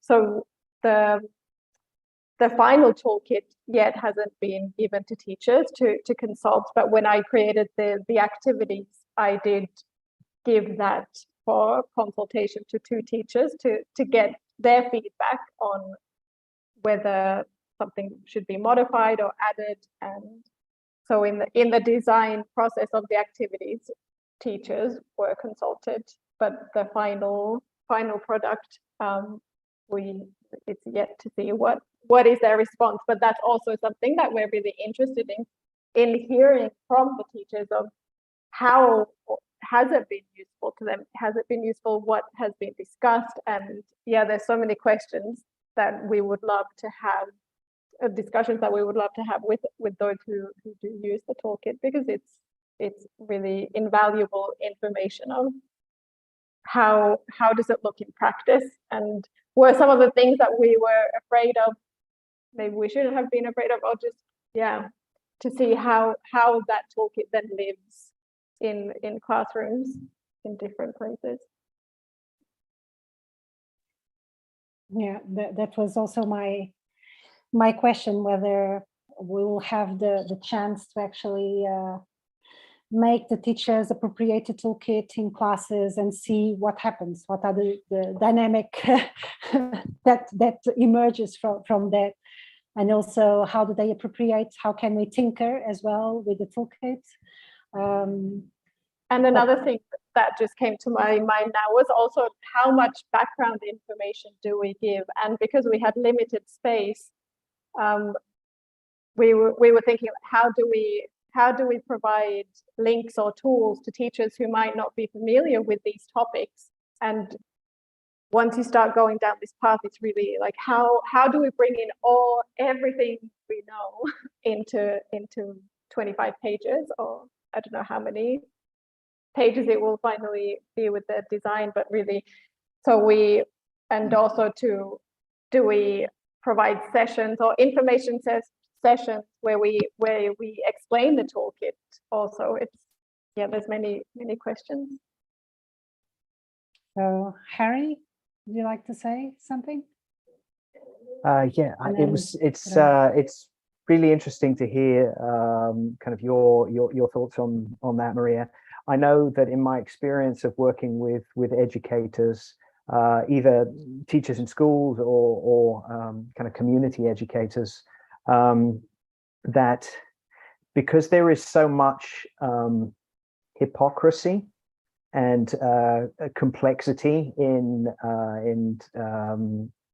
our understanding and our treatment and use of animals, it's terrifying for some people to approach it. They avoid it completely. They want something very, you know, we can talk about dogs and how nice it is to play with a dog and how it was a pet. But as soon as somebody raises their hand and says, you know, what about cruelty? What about the dog meat trade? What about like dogs being poisoned on the street in something like that? It's like you just want to push that away. And you know, certainly when I've been involved in these conversations and given lectures on these areas, it very quickly goes from animal behavior to, you know, philosophy and morals and ethics, and taking it down that route obviously then opens up, you know, if you've got a 35-page toolkit, how do you then delve into the complexity of these moral and ethical issues that basically are underpinning everything that we're talking about with animals here and our treatment of them? I mean, there are amazing resources out there, but it's an enormous challenge. But I think being able to confront it and giving these the teachers the tools to be able to find their own way and kind of picking up on Monica's point of you know, this is going to be a learning process. I suspect that this toolkit and this process is going to evolve as it goes.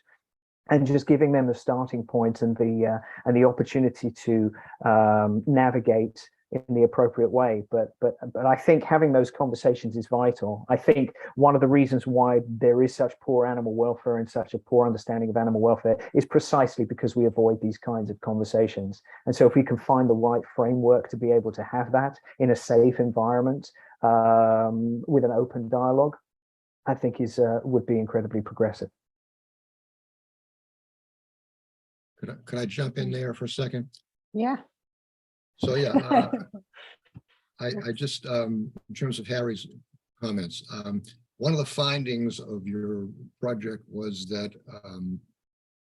the responsibility for taking care of the animals was not something that children undertook, and your focus was on affective and relational connections with the animals.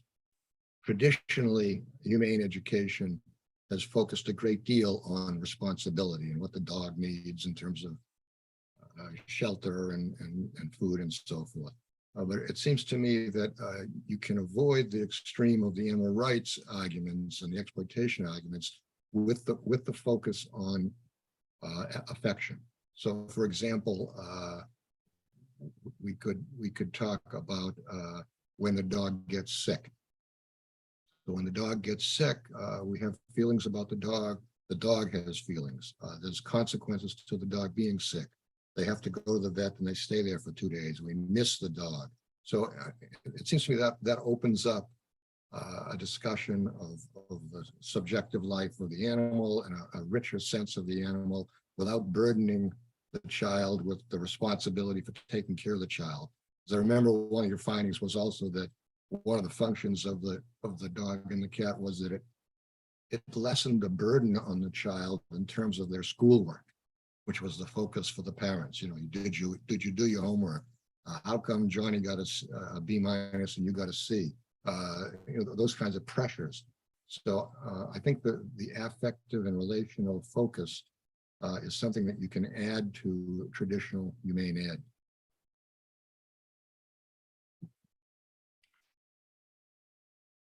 Okay. That's it. Yeah, thank you, Ken. This is a little bit fluctuating, the internet here. Veronica, do you want to last comments, because we are 3 minutes away from the break. Okay. So thank you so much. So just commenting on Ken's comment, so to speak. Yes, thank you so much. I think it's a very interesting way to put it. So bringing up the effective and relational to link it to responsibility. Yes, definitely we'll work on that. So thank you so much. And actually I had raised my hand just to add that we are thinking of and working with, I see Teresa Andre is here also in the room. Hi, Teresa. It's great to have you here. So Teresa works for the Ministry of Education and she works in education, and we've been working with Teresa for a while now, for a few years. And now there's a plan at least to think about how we can bring these tools to schools and to educators and to learning environments, learning spaces, even if those learning spaces are not the school, the classroom. It may be outside of the classroom, also for parents. So we are thinking of maybe webinars and other tools that may be online or otherwise. So there's the plan. That's an ongoing plan with Teresa. So thank you, Teresa, for the opportunity and for being here today. It's been lovely to work with you.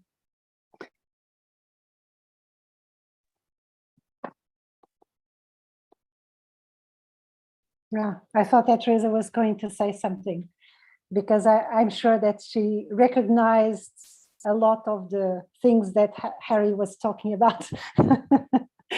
Difficulties. Okay.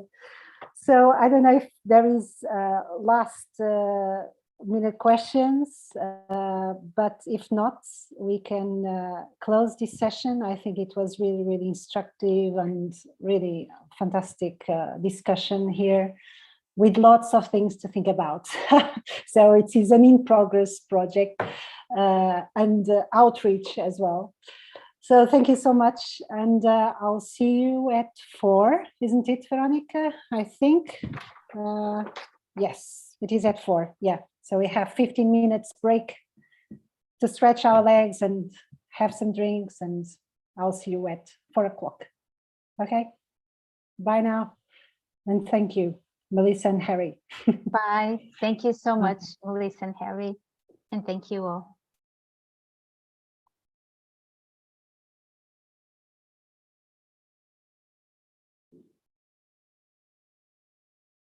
Good afternoon. Good afternoon. First of all, I was already explaining in Portuguese, but now in English. I apologize for not showing up on camera. I realized earlier today that my camera isn't working, and I spent an hour trying to solve it unsuccessfully, so sorry about that. Welcome to the second part of the session, Going Beyond Plants Outreach. I'm Rui Costa Lopes. I'm a social psychologist. I'm a researcher here at ICS. And at ICS, I coordinate the outreach committee. So I'm very, very happy to see the space and importance that was devoted to outreach in CLA and in this conference. So we have a very tight session, time-wise, where we'll be having 3 presentations and two commentators. And so to keep the time more controlled, we decided to have space for discussion only at the end of the session after the commentators. So there's not going to be a Q&A at the end of the film presentation, which is our very first presentation. And so we'll start right away. And the first presentation will be mostly a film screening. The film is entitled Children and Animal Companions, Care, Love, and Grief in Multispecies Families. But I will give Maria Martelli some time to tell us what we're about to see. And let me just say that Maria Martelli is a co-producer and writer at Just Wondering. And Just Wondering is a collective that produces short films and animated essays critical to the status quo. So if Maria is ready, so Maria will share her screen so we can see the film in the best quality version directly from her computer. And for those who have issues with connection, and only for those, you can use the link that will be available in the chat. Hi everyone. Thank you, Maria, go ahead. You can hear me okay? No lag? Yes, no lag. Good. So I put the link in the chat for people who, like you said, have some internet trouble connections, and then I will share it without further ado, since we're on a tight schedule. It's the film that we produced together with Just Wondering after Veronica contacted us, based on the clan research that we also went through and we read, and then we worked through with our processes, which are illustration, animation, and then also we had somebody who did the music composition. Okay, so I think I can share it. Just a second. Okay. I'm looking for it.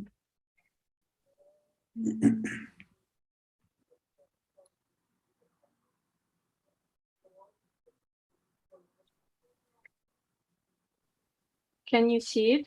Yes. Is it full screen? Yes. Yes, I think so. Okay. I will begin it then.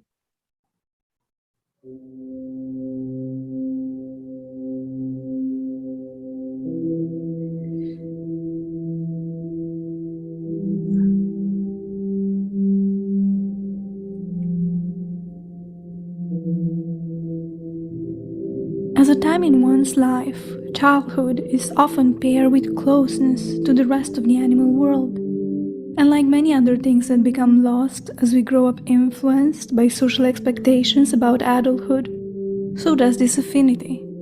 For some of us, loving animals is sometimes considered childish, and talking about them as part of one's family might come with an obligatory chuckle. Just so the audience doesn't think you're that kind of person. But as I was writing this, I could say that the cat sitting on my lap was family, her purrs and her warmth calming my cramps. And as we are recording this, we need to do it in between the dog's naps, if we can manage. So, questions come to me. How is a multi-species family made? How do human and non-human companions learn to relate with one another? Does it happen as early as childhood? And if so, how does it look? What sorts of relations arise out of the daily lives of children and their pets? And I do use the word pets knowingly. Most often it is animals as pets that children come into contact with. What do the two kinds of beings learn from each other? Animals as pets and humans as children, both being vulnerable to adult humans and the society in which they live. Luckily, some of these questions have already been tackled by several researchers, so in this video, we'll focus mainly on the CLAN research project, which stands for Children-Animal Friendships, Challenging Boundaries Between Humans and Non-Humans in Contemporary Societies, coordinated by Veronica Policarpo. The research explores these questions by looking at effective practices of children and pets, by looking at how empathy and relationships develop and how they are defined, how families and households change, and how care plays a vital role.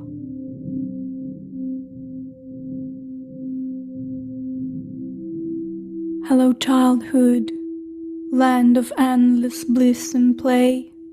Hello, kitten puppy. Were you stray? Or did you grow up in a litter, bred to stay?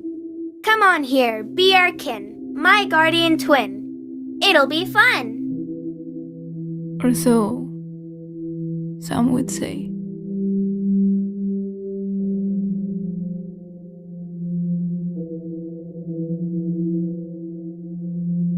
We start by circling back to the word itself. What or who is a pet? A pet is an animal who has been named, who is allowed to share the domestic space with humans, and who will never be eaten. A pet was also named for a child, a spoiled, indulged child. But pets as companion animals seem to have appeared in the Victorian era, initially a practice of the elite who could afford such splurge. As Western cities began to grow, animal presences in them started being policed. Upper-class sensibilities could no longer stand the smells and the cries of slaughter in the city, so gradually most farmed animals began being pushed out. Discourses surrounding hygiene and public health, along with an increasing desire for a controlled and safe environment, also pushed animals associated with straying out of the streets into the earth or into private homes. But pets could remain in the urban space, that is, under the control of human owners and their children. Pets could have food, shelter, and even space to play. But if they transgressed their proper role, they could always be killed or abandoned. And despite many new laws, their condition is still vulnerable today. Currently, children tend to be viewed as complex beings, but sometimes they are still understood as either innocent and pure, or actually evil, in the sense of being uncivilized, uneducated. They too are pushed into a binary, hard to escape from, seen as not yet adults and often put on the other side of what is considered rational and moral. The idea that children and animals get along well emerged with the idea that children are maybe a bit like animals, sometimes wholesome, sometimes wild. It follows then that not only our ideas of non-human animals are grounded in history, but so are our ideas about children, and that actually these two meet. Both human children and companion animals, regardless of age, share common vulnerabilities. They are both given a subordinate place in relation to adult humans. They are not perceived as fully citizens or granted political power, being placed in a position of guardianship under which their agency can be easily denied. However, while human children grow out of it in time, animals as property remain, being infantilized for their entire lives. Thus arises the potential of questioning both childhood and pethood jointly by looking at how they work together and what practices emerge from these relations.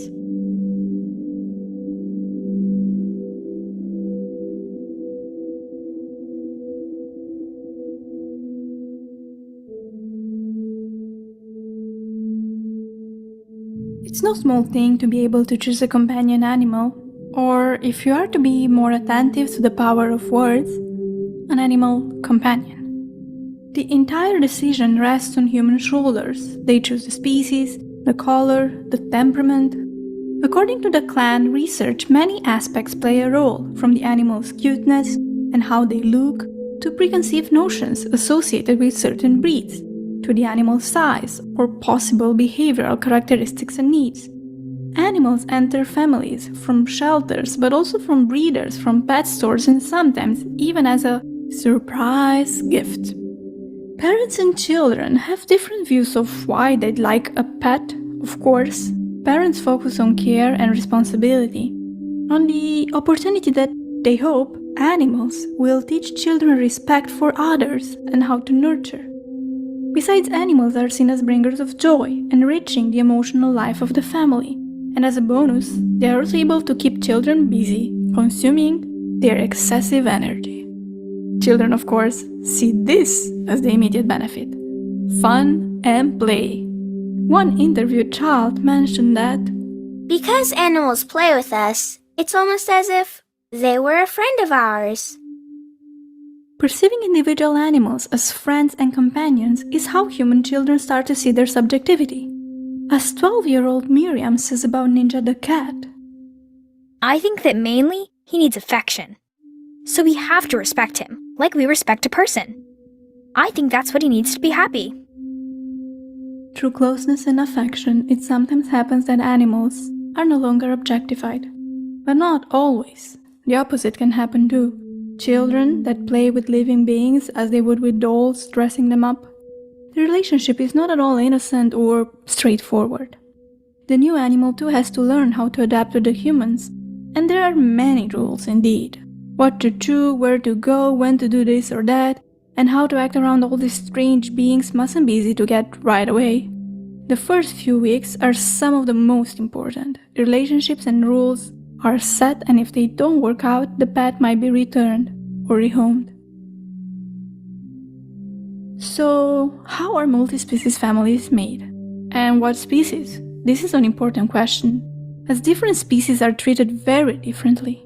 Dogs and cats are most often the ones who become closest to humans, and because of this, are most likely to be seen as part of the family. Other animals, such as fish, might be treated as disposable, being quickly replaced if needed. Space is crucial in homemaking, and homemaking plays an essential role in who counts as family. In one study, dogs who were kept inside and allowed to sleep on beds were more likely to be seen as part of the family than those who lived outside.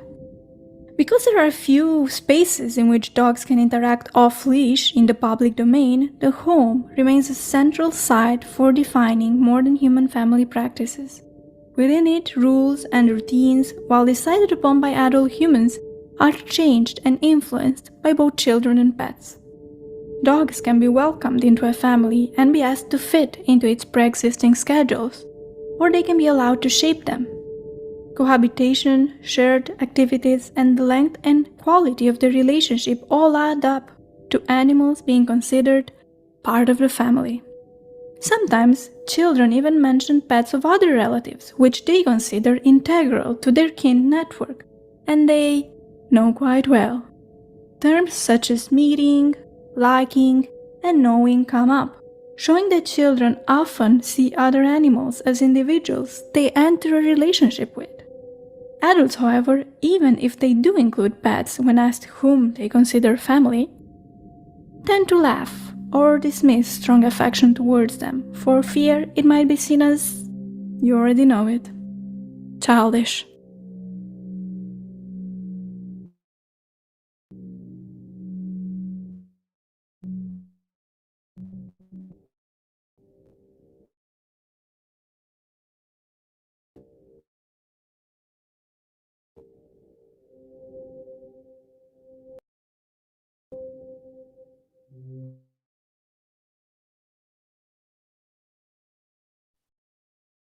Being childish is considered something one must grow up.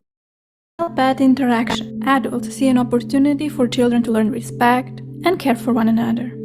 In practice, however, things don't go as planned. Most families interviewed within the Clan project showed that parents do most of the day-to-day caring, and most often the women. Children do care, but in another way. For them, playing is a form of caring. They see play as a need to be fulfilled, maybe both theirs and the pets.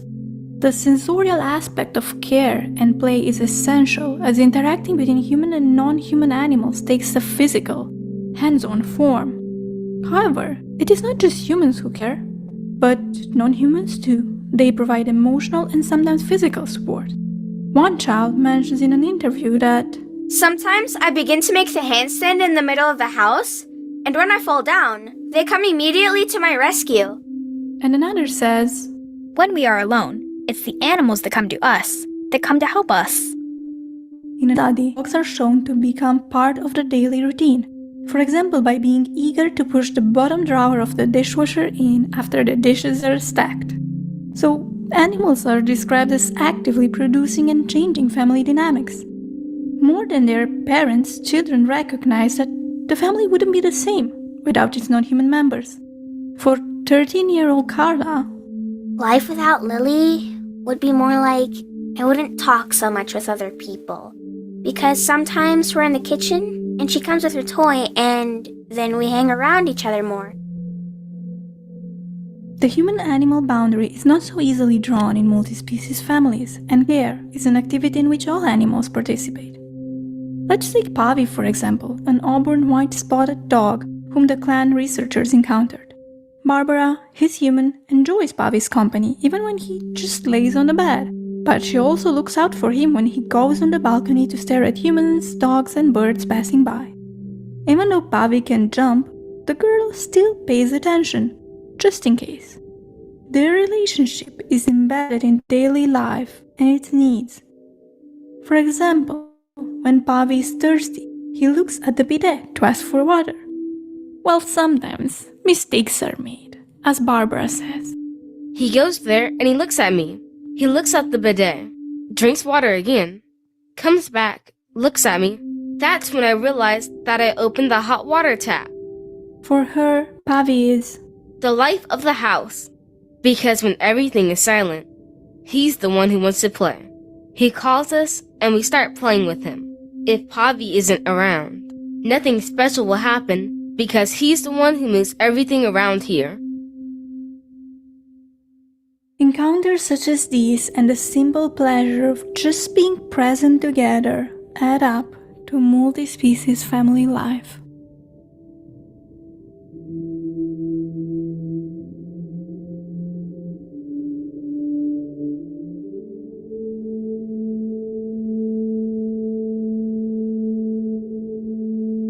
But families change, and not just in one way. In reconstituted families, animals from previous relationships can bring conflict into new ones.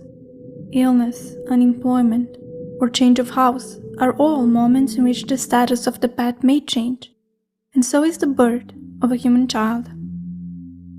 Anthropologist Daphna Shir-Vertesh has coined the term flexible personhood, meaning that pets are like emotional commodities.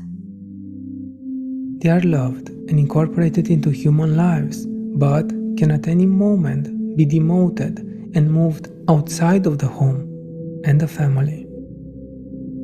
Drawing from David Harvey's conception of flexibility as the defining logic of late capitalism, Shir-Vertesh shows how pethood allows humans to react adaptively and opportunistically to changing ways of life and social conditions. Pets are seen as a way to enlarge the family and can be compared to children, as the researcher identifies 4 patterns in her research. The animal as a pre-child, the animal as a child substitute, the animal as a semi-child, and the animal as a significantly different from a child. These sorts of conceptualizations build a shaky ground for when actual children appear, as some couples in the research demoted the pet from being seen as their child, calling them an it or a nuisance, and other couples even rehomed the animal, not being able to take care of both. While familiar relationships change between humans too, Shir-Vertesh underlines that in the case of pets, their personhood status is being challenged. They are seen less and less as individual persons, and their undesirable differences, such as too much hair or barking, become salient. The rest of the people in the community tend to follow the couple's conception of the animal, and thus, no one remains to claim their best interests. Being part of the human family is related to being seen as a person. As one becomes more and more entrenched in the family history, one's individuality and personhood become inseparable from the family's understanding on who they are. The non-human animals participate in important events, from birthdays to funerals. They share joy and grief, they stand with humans as humans stand with them, they mourn the dead, and ultimately, they are mourned. Or at least some of them are. Grief is unequal. Not all lives are considered worth grieving. Just as some humans are considered less grievable, some non-human animals too are seen as less so. Without counting all those farmed for food or used otherwise, for companion animals too, there are hierarchies. Dogs and cats tend to be more highly regarded as family members than fish, birds, or reptiles, and thus more deeply mourned. Quite often the cause of death is not even determined for many of them. For example, one child mentions his heartache about his bird. I don't know exactly what he died from. He kind of... In one day, he was okay, and on the other, he was already. I was sad and I kept asking myself, why?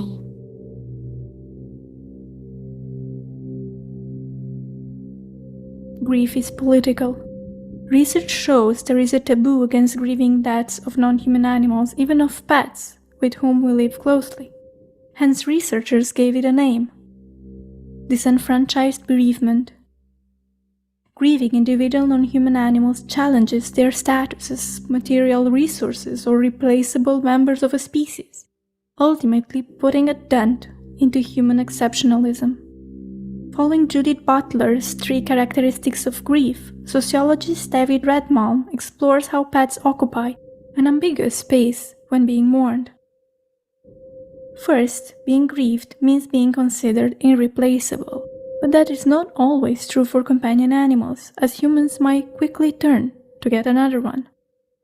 Second, grief is transformative and unpredictable, but pet owners often plan for the animal's passing, framing it as manageable and a natural part of having a pet.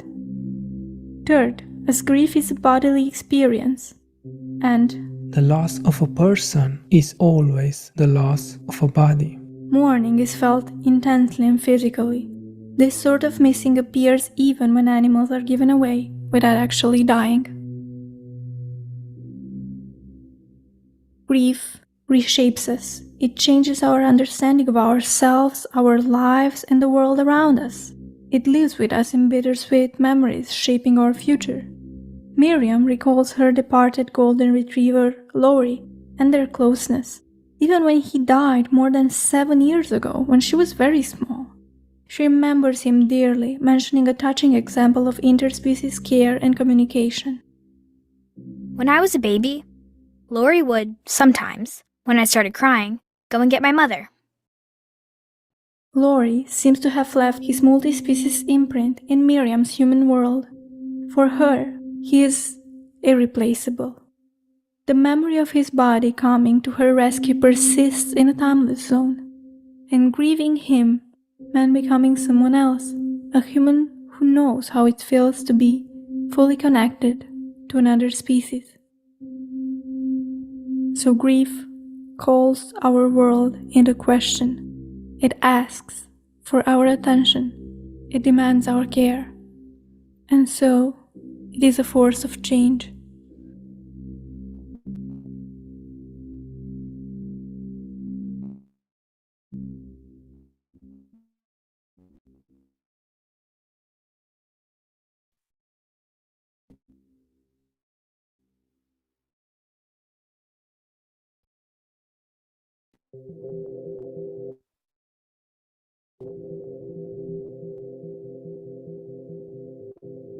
Occupying the category of an animal or a pet, and even just being called an animal as a human, is dangerous, as it puts one childish and being infantilized, puts one in a condition of not being taken seriously, missed, guarded. Thus, both categories, that of the pet and the child, operate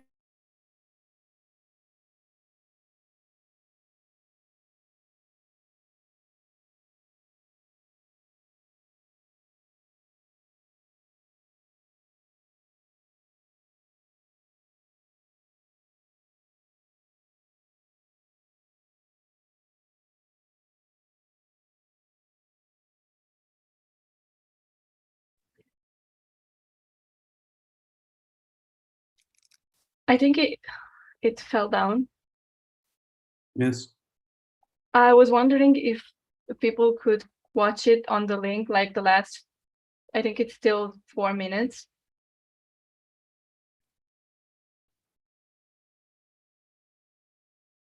Okay. I think we can, so do you think you can give them just these 3 minutes to finish it? Because as soon as it fell down, I clicked on YouTube and put it in the right moment, and I think it was on minute 21, 22 or something like that. Yes, but if you watch it on the link, it won't lag, because I think it was lagging. Yeah. So just, okay, send the link again, sure. Okay, and see you in like 5 minutes, or I don't know. Yes.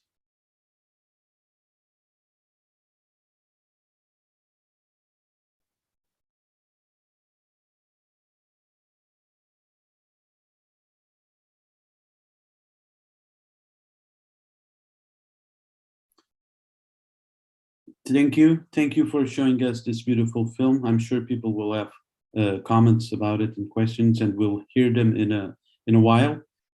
For now, let's carry on with the second presentation. So now we'll have Becky Tipper. Becky is a writer and researcher with a PhD in sociology, and she will be speaking to us about literature. Becky, whenever you're ready, go ahead. Okay. Hi, thank you so much. That was a wonderful film. I really enjoyed that. Let me just... Okay. Well, thank you. And it's really a pleasure to be here. So as Rui said, I'm going to speak about my role in the outreach activities with CLAN, and specifically creating a piece of short fiction. So my own background is in sociology with an interest in human animal studies, but I also write creatively and have published fiction, specifically short stories. So when Veronica invited me to participate in this project and to combine my interests, I was delighted.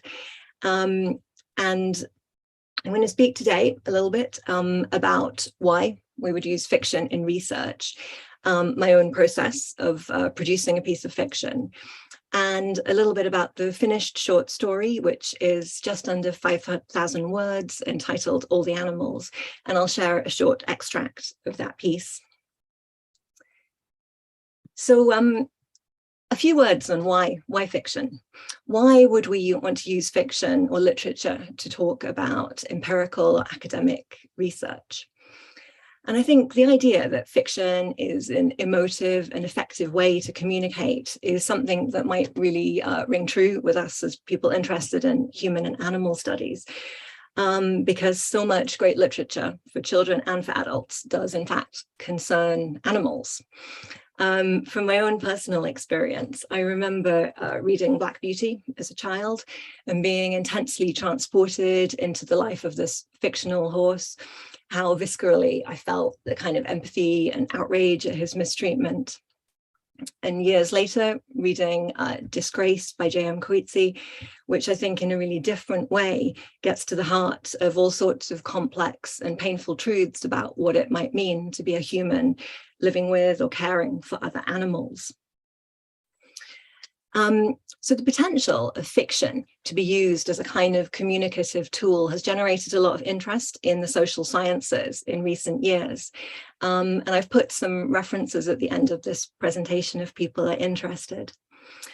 And the idea that fiction can communicate perhaps in a different way to standard academic writing has generated a lot of writing, and researchers have pointed to the way that fiction might capture the internal worlds of characters, people's thoughts and feelings, and how it can offer a way to get under the skin of characters, to show what it can feel like to be in a particular situation or place, to be a particular person.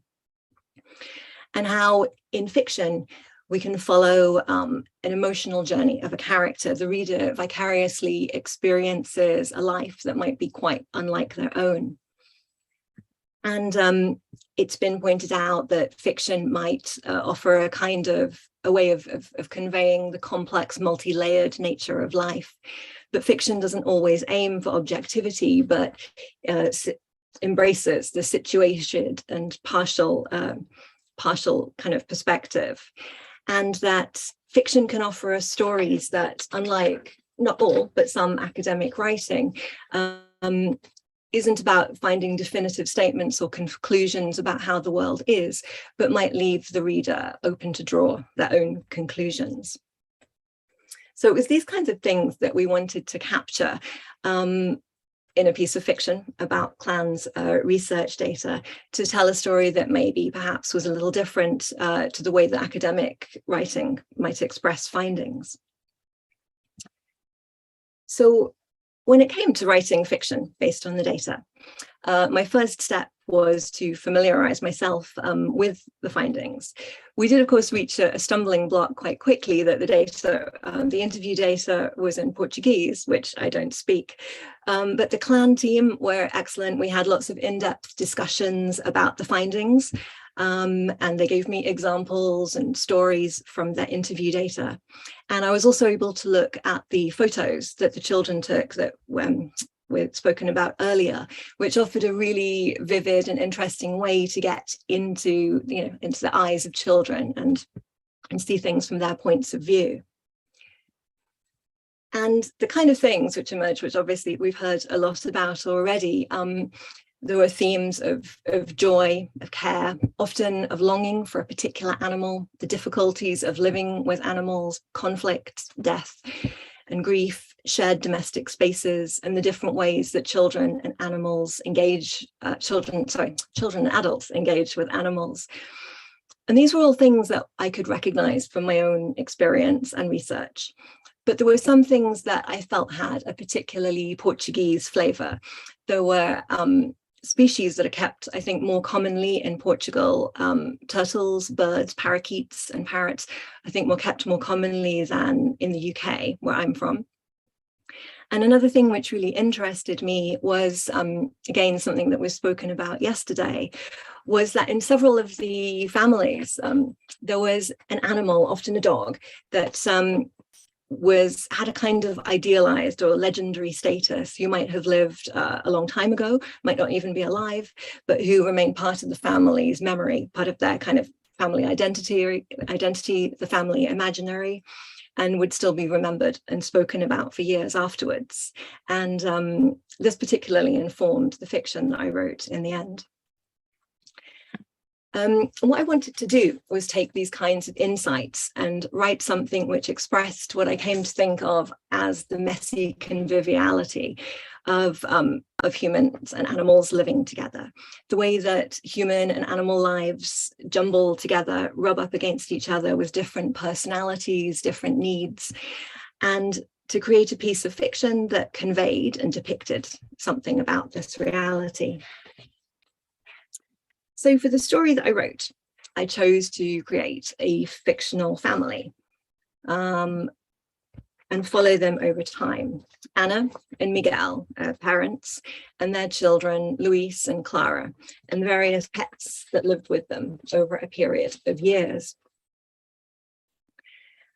And as I wrote and imagined this story unfolding over time, I found myself thinking a lot about the way that living beings, humans, and all the other species that we live alongside are, of course, equally subject to the passage of time. We all grow older, ultimately die. And which gave rise to a theme that I developed in the title of the piece, which is ostensibly about all the animals that the family has ever known. But it also reminds us that when we take a long-term perspective and think about the passage of time, we are all animals. And in crafting the fiction, I looked for moments of story, instances of conflicts, little instances of change, hopes and desires and disappointment. These were hooks that I thought would provide character arcs, drive the narrative, offer characters the opportunity to change and develop, and would engage a reader to be drawn on by the story.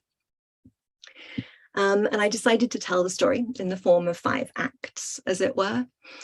We see various animals in the family's life through different human eyes. In each of these 5 sections, the animal is a jumping off point for reflecting on these relationships.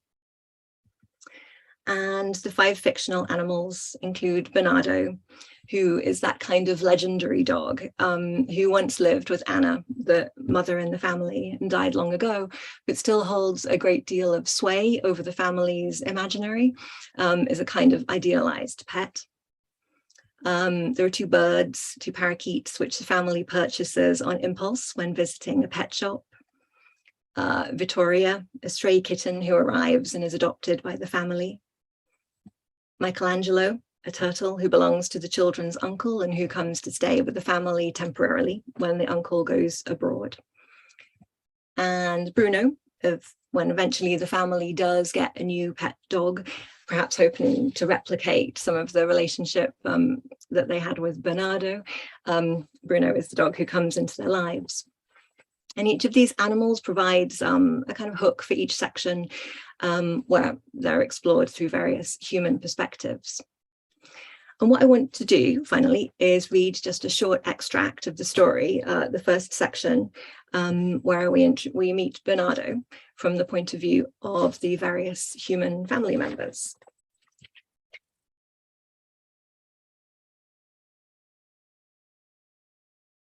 If you were to tell the story of all the animals in their family, it would have to begin with Bernardo. Anna would tell you how she fell in love with him at the age of 14 when he wandered into her yard through the open door into their house and settled down to sleep in her father's favorite chair, as if of all the places in the world, he'd simply decided that their house was where he was going to spend the rest of his life. She would tell you about the time Bernardo devoured an entire chicken that her mother had roasted for Christmas and set out on the table. Now he would clamber clumsily into your lap and stand there licking your ears. Miguel would tell you about the first time he had dinner with Anna's parents. Only 18, nervous and eager to impress, carefully carrying a cake his mother had made for the occasion, and how Bernardo leapt up, excited to greet him, knocked the cake onto the ground and promptly started to eat it. And most surprising to Miguel, that this wasn't a disaster, but that the chaos and hilarity just seemed to confirm to everyone that Miguel should become a part of the family. And how he'd always thought he didn't really like dogs until he met Bernardo, so that when, years later, Bernardo died, Miguel felt as bereft as if he'd lost a lifelong friend. Luis, who was only 3 when Bernardo died, would tell you the story that his family still recounts about the first time he met Bernardo, when Luis was only a few weeks old, visiting his grandparents for the first time. Anna had handed baby Luis to Grandpa to hold, and Luis had begun to howl. Luis knows too from his parents' stories that he hated being held by anyone except his mum until he was 2 years old. But Bernardo, thinking Luis was in danger, started to bark and growl and leap up at Grandpa until Anna came and plucked the screaming Luis from Grandpa's arms. As an older child, he's embarrassed to think he was once so silly about his beloved Grandpa, but he loves to hear that story again and again anyway. Loves to think about how Bernardo was ready to protect him from the first moment they met. Loves how strange and warm and sweet it is to think of someone looking out for you like that before they even knew anything about you. Clara would tell you all of these things.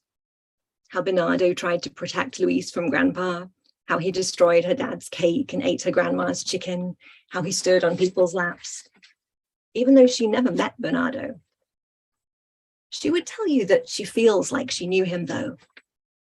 She couldn't say why. Perhaps it's because she's seen so many photos of him, because she knows exactly what he looked like as a fuzzy puppy with gangly legs and big feet scooped up in her mum's arms. She's seen the photos of her mum as a teenager, sprawled asleep with Bernardo in a picnic blanket, Anna's head resting on his hairy brown side. And she's seen the photos of Bernardo when he was old, grey around the muzzle by then, sitting patiently while Luis climbed on him and tugged his ears. So that it seems to Clara like she was there all that time, as if she's also buried her hands in that thick fur, or lain against him in the sun using his strong body as a pillow, or as if she has taught him to sit or come or shake hands, seen the twinkle of his black eyes, his pert ears waiting for the next instruction, just as if she knew him too, as if she can remember it all. So thank you so much for letting me share that with you. I have a few references here. Fiction and research, some interesting work that's being done in this area. And yeah, I'll hand back to Uri. Thank you. Thank you, Becky. Fascinating stories. Again, we'll have the chance to have comments and questions in a bit, but for now, we'll have the final presentation before the comments with Joana Estrela. Joana is an illustrator and author. We'll be talking about illustration for children. Joana, whenever you're ready. Can I share my screen? Oh, yeah. Go ahead. Okay, so I'm mostly going to talk about the project that I did with Clan, which will be this book, Meow. But first, I'll just briefly introduce myself and my work. Oh, it's not working. Okay. So my name is Joana Estrela. I'm an author and illustrator, and I work mainly with children and young adult literature, both in picture books and comic books. And I am from Portugal, although at the moment I am studying in Brussels. And whenever I have to introduce my illustration work in a general way, I like to bring this drawing that I made when I was 7, because I think it's a good introduction. So these are place marks that I made for the dining table for my parents. It had their names, they had a portrait of them. And in the case of my father, he's singing loudly. It was something he liked to do around the house, while my mother is covering her ears. And around her are all these things that she would say to him when she was annoyed with him. So like, stop with that song, don't talk so loud, leave some beer for me, don't step on the bedroom rug. And I look at this now, and I think it's really funny because it's not that distant from what I do at the moment. I've always been very observant of my surroundings, especially of what people say around me. And I've always enjoyed taking some of these things out of context or change the context slightly and find out how they can become very meaningful or very funny or very poetic. And so that connects a lot to what I will present today. So the project I made with Clan, when Clan invited me to write and draw a book for children inspired by the research, the first thing I did was to read the interviews they had with the children in the project. And one of the things that jumped out to me was how much the daily routines were a part of it. The home life were a big part of having a pet, as well as a big part of childhood as well. Like, they have to get up at a certain time, they eat at certain hours, usually they are fed by someone else, they sleep in a certain place. And that reading about that led me to think that I wanted to write a book that was somehow rooted in the everyday life of being a pet and a child. And so to begin my story, I decided to propose myself the same prompt that the researchers proposed the children with the photography project. So I started thinking what it's like to be an animal in my house. I happen to live with 2 cats who served as a very strong inspiration in this book, as you will see now.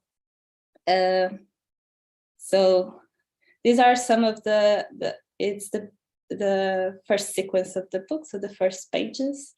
And so the story is the day in the life of 2 cats and the child, from waking up in the morning until going back to bed in the evening.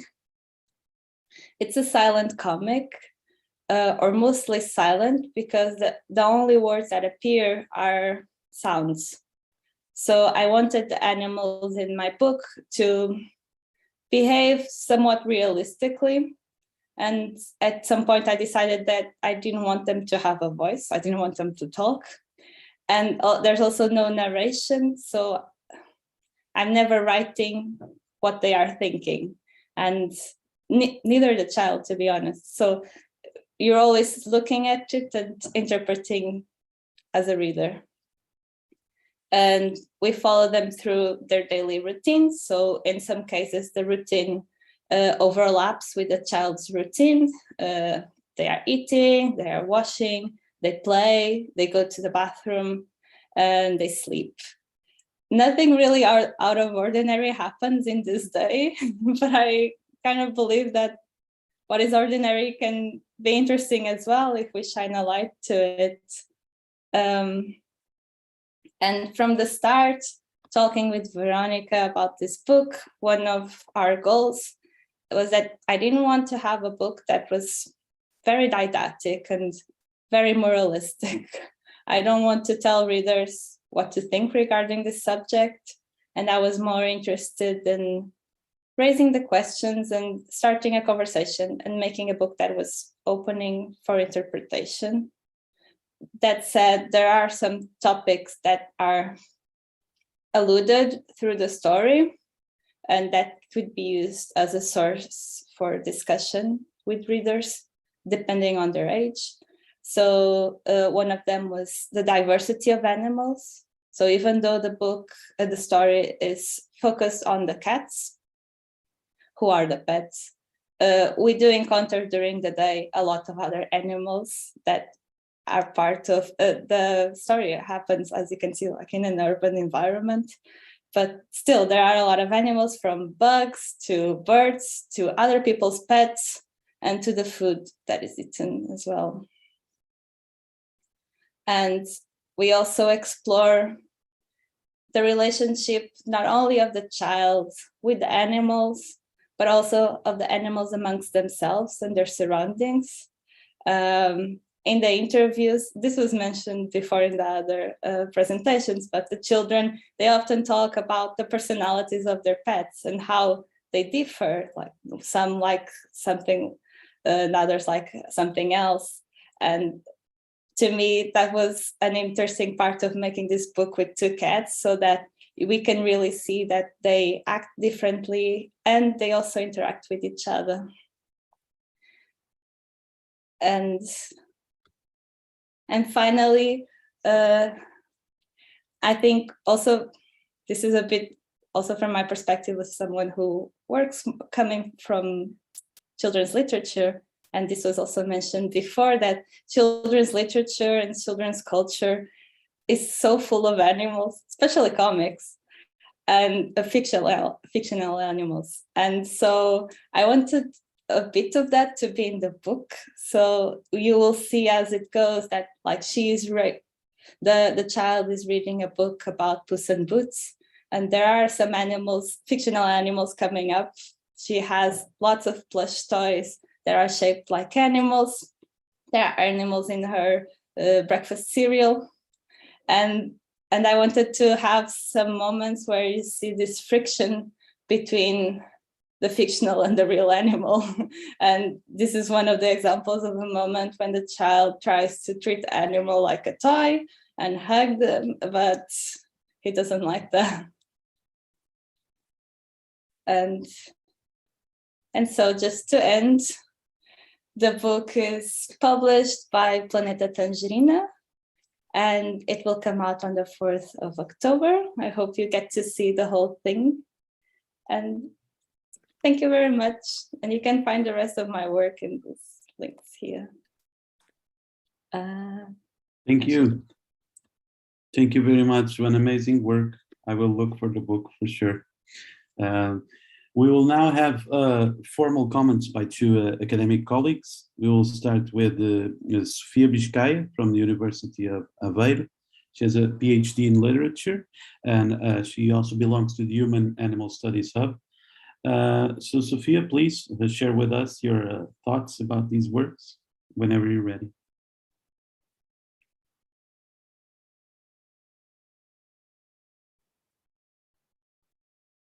Your mic is off. There you are. Typical. Good afternoon, everybody. I was saying that, first of all, I have to say that I'm really, really honored to be part of this exceptional group of work, whose production and generosity stand alone in the Portuguese academic landscape, I'm sure, and which is also tremendously impactful at an international level, as we know. Thank you, Veronica and Clan's organization. This has been a big part of my life and an inspiration at every step. When this opportunity arose to be here at this conference today, the thought that came to my head was serendipity. And when Veronica started this afternoon session talking about serendipity, I thought, this is just amazing. Just absolutely amazing how things work out. But why did I think about serendipity? This year, I'm teaching a course on literature in English, to a Masters of Education class. So it's the first time I have a Masters of Education class. And I approach it as the break I needed to introduce animal studies somehow alongside fiction involving children. Besides novels and short stories, I am also interested in including illustrated work. So I'm very interested in Joanna's input today, of course, because as it was mentioned in the session yesterday, where are animals in our syllabi?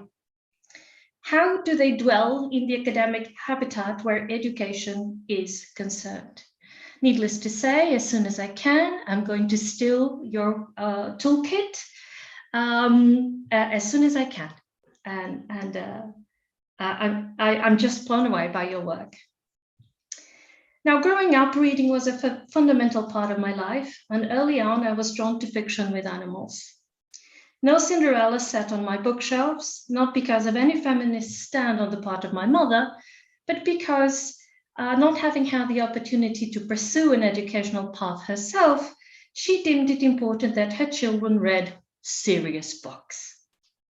So I remember, for instance, reading Oscar Wilde's short stories involving emotional violence and death, while other children were rejoicing in the company of princes and princesses.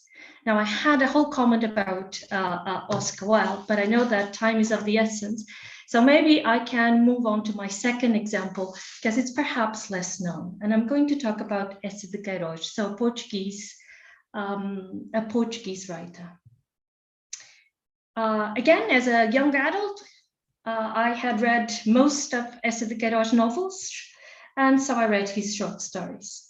And I came across this short story that is not so well known, Frei Genebro.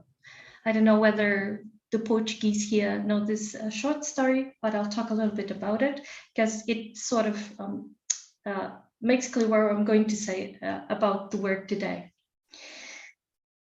A friar, Frei Genebro, is described as a kind, generous man who is asked by a dying hermit to get hold on roast piglet.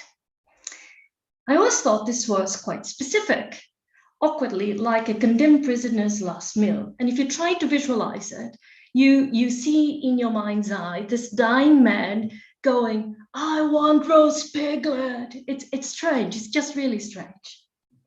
The friar spends the rest of his life, so the friar does get the roast piglet, and then he spends the rest of his life helping many humans in their moments of despair. And when his time comes, hold and behold, he's not going to heaven, he's going to purgatory. Why? Because we learn he did not bother to kill the piglet before cutting off its leg. Of course, I thought the evil friar belonged actually in hell, not even in purgatory. That's what I thought. That's where it should be said.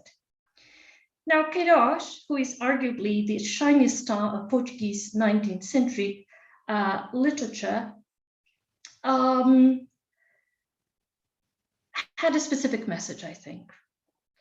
But I wonder, why has the short story been so overlooked by educators and academics?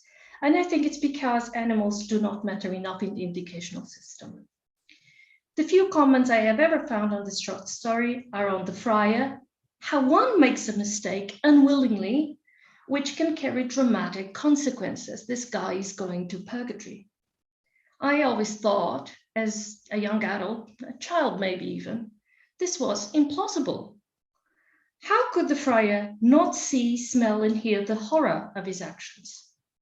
The bloody murder, which is not easy to commit as the animal desperately tries to escape, the deed that requires such physical effort and time. How could he not have noticed, I thought? And the answer to me was clear. He did, and he rejoiced in doing it. The death is not on the pages of the book, of course. It is the absent referent, which I have no doubt Queiroz wanted the readers to think about, because when he sets the story in time, it is said that it is the time of Francis of Assisi. And this is, of course, the clue. Why have readers, including literary specialists, overlook such an obvious key to understand the core of this story? This is why the work of the writers and artists in this panel today must be brought to the forefront, I think. Must have these discussion moments and must be included in syllabi. And let me tell you, my academic comment on your work is, wow. Becky Tipper's fiction is sensitive and so personal, and yet reading her pages is like reading about my own relationship with my animal companions. about the power of moments and the longevity of friendship. How I have cared, been happy, but also forgotten and failed them at times. No different than what has happened to human relationships. Like these as well, they are hierarchized. My roommates are cats and dogs, and although I provide a safe and a relatively free life to my birds, the latter spend their time not within the highly humanized space of my house, where I have molded others to feel comfortable. And I remember Ana Nunes de Almeida yesterday making comments about space. In the section birds in Becky's story, the question of space is addressed. Miguel argues getting birds is a good idea, not only because, quote, it would be great for the kids to get used to looking after animals, end of quote, but these small birds won't take too much room.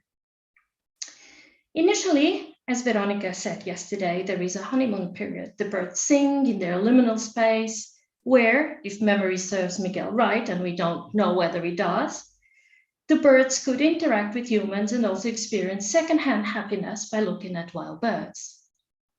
I wonder if the birds saw it in the same way. Human memory might not be the right place to look for what really happened. As Becky makes clear, the birds' qualities are their singing, of course, but also their physical beauty, their colors, which qualifies them to be objectified, quote, in a cage like a dollhouse, end of quote.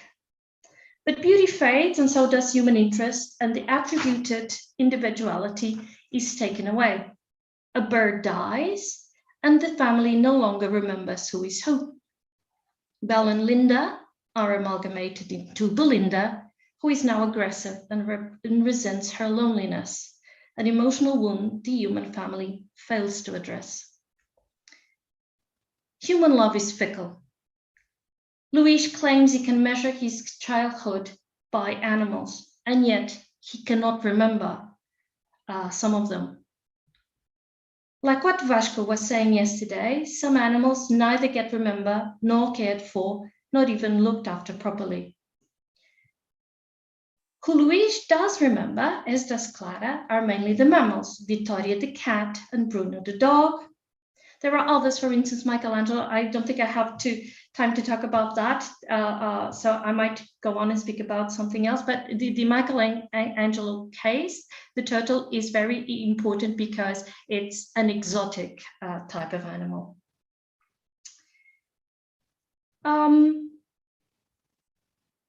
The story describes the conflict in a multi-species family between human and animal companions, and between animal companions themselves, especially where felines and canines are concerned. It shows the ongoing need to work towards understanding and care. Now, I know that I only have very, very limited time, and I want to speak about the gorgeous film that we just saw. I just want to say that regarding Becky's story, short story, I need to highlight the element of storytelling. We are told the story of this multi-species family, of their joy and losses, the family passing on their own memories from parent to child, and some even remember animals they didn't actually meet. Animals are family and build the family. In the story, and to paraphrase Maria in the video, care is not always valued, but animals clearly reveal their potential for reproductive labor. Grief is unequal, says Maria as well in the video. And in Becky's short story, Linda or Bella, we don't know which one, is thrown in the bin, in the rubbish bin. And so the story is unseen. The kids, are not told that the bird died, unseen and untold. Sorry, they are not told. However, as well, when Bruno the dog dies, in fact is killed, it is said, quote, "Nothing could be the same again," end of quote. The story represents, in fact, what Maria will so beautifully describe and theorize as a dialogue with childhood. Stories, in words or in pictures, reconnect us with our past and our past animals. So Maria's film is a truly inspirational experience. It's an aesthetic, theoretical, and ideological journey. And I want to use it in my classes. I know I can't, but such work must find a way to be viewed and enjoyed by a wider audience. And my question is what the plans are for it. It perfectly contributes to Clun's mission, which is described in the video, but you know what it is, so I won't spend my time now going through that because I know my time has finished. And the image materializes a theoretical discussion on such key points such as gender, the making of multi-species families, class, vulnerability, displacement, public health, and infantilization, among others. Watching it was an educational and effective experience. The two moments where there are conscious moves to speak to your past yourself, your childhood, are poetic, and in fact describe the socially repressed desire to be one with the other. The images are part of this longing. That almost hurts. And so, for instance, we see the girl being part of the litter, but other pictures as well. Strictly because of time constraints, and also because this is an issue that has pervaded this conference, I will just throw some ideas regarding on subjectivity, and this is really my last point. It is mentioned, and we saw it in Becky's work as well, that one of the key reasons parents decide to get a pet is that they can teach care and responsibility whilst enriching the family's emotional life. So I took this from the video. It's a strategy to help children build their subjectivity. That subjectivity, as it has been mentioned several times before, lies in otherization. Empathy with the other, but the other needs to remain the other. A child says in an interview, quote, "It's almost as if they were a friend of ours." And when Miriam, another child, speaks of her cat Ninja, she says, quote, "We need to respect him like we respect a person, so not a person." Now, this reminds me of Hopi Bobby's concept of almost but not quite, where the colonized subject, in this case, colonized through the process of anthropomorphism, I guess, mimics human subjecthood, and the theory being that only humans are capable of attaining full subjecthood, right? Almost but not quite, ever, can never reach it. As the child grows up, it becomes increasingly important in establishing human subjectivity that this difference is accentuated. I wonder if there is a possible reading along the lines of abject theory. Is it possible to think of becoming human through a primal repression of the wholeness once had with animals? Kristeva does argue that the condition to attain subjectivity is to enter the symbolic order, which is a violent process, a separation from a time and condition when there was no separation, no meaning, no conscious, no unconscious, a time, she says, when there was no border between animal and human. So Maria starts her film with this, loss. Is this loss, this is my really academic question, I apologize for that. Is this loss a form of ejection? And thank you so much. I am very privileged. Thank you, Sophia, for your insightful academic comments, despite the use of those very technical terms like wow. If Sophia and the three presenters agree, I'll let you respond to Sophia's comments after Pedro speaks, okay? So now we finish with a colleague from ICS, Pedro Figueiredo Neto, not only an anthropologist, but a filmmaker himself. Pedro, whenever you're ready, your comments, please. Hello, good afternoon, everyone. Well, I will try to be very brief so we can still have like maybe roughly 10 minutes for questions and for all of you being able to reply to these thoughtful insights that also Maria brought us here. So I'd like to start, of course, greeting all these panelists for these thoughtful contributions. Thanks, Rui. And of course, Veronica, sorry, for the kind invitation. Before some brief words on the contributions, which will be slightly different from what Sophia has said, and I'm very happy that we didn't overlap on this. I'm an alien body within this realm of animal studies, so But I would like to just share with you that this morning, my 6-year-old son told me with those Puss in Boots eyes that he had finally figured out a pet I could not turn down, and this was a worm. And I mean, he has been asking for a pet now for a while, but our answer has been always no for several reasons. And I mean, we observe the process of downscaling, you know, for a dog, cat, parakeet, turtle, fish, now a worm. But this episode that might come as a sort of a personal anecdote, but coupled with today's presentations, it actually left me wondering which beings qualify as pets or animals in these multi-species families, but also the level of attachment and empathy children, and of course not only children, can establish with other living beings, regardless of their size and potential for interaction. So I'm considering my son's request. Anyway, as you realize by now, I'm in no way an expert on the topics covered by the project plan, so my intervention will essentially focus on some science communication aspects and on the bridge or the dialogue between science and art. And I truly believe that we as social scientists have a lot to learn by working together with artists, or at least speak and engage with them somehow, in order to explore ways that combine the scientific and artistic language, but also in order to find ways of expression that might communicate to audiences beyond the boundaries of each of these two worlds.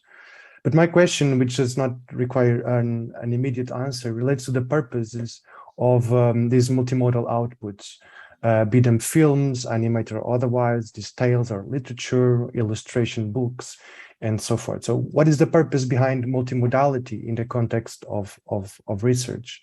And I refer here to multimodality as a more encompassing way to think about, let's call these creative practices that go beyond the paper, the scientific article, the volume, etc. So are we using multimodality as a tool to conduct research, to merely document or illustrate the results and findings of a given project, or do we intend to create something that can live on its own? Could this move beyond the label and goals of outreach, as this panel is titled? And I feel that to depict these approaches as merely outreach is a trap that we also need to overcome in academia. And I would like to hear more from the different contributors in this regard. I know that backgrounds are very different. So I also like to hear the plurality of voices in this regard.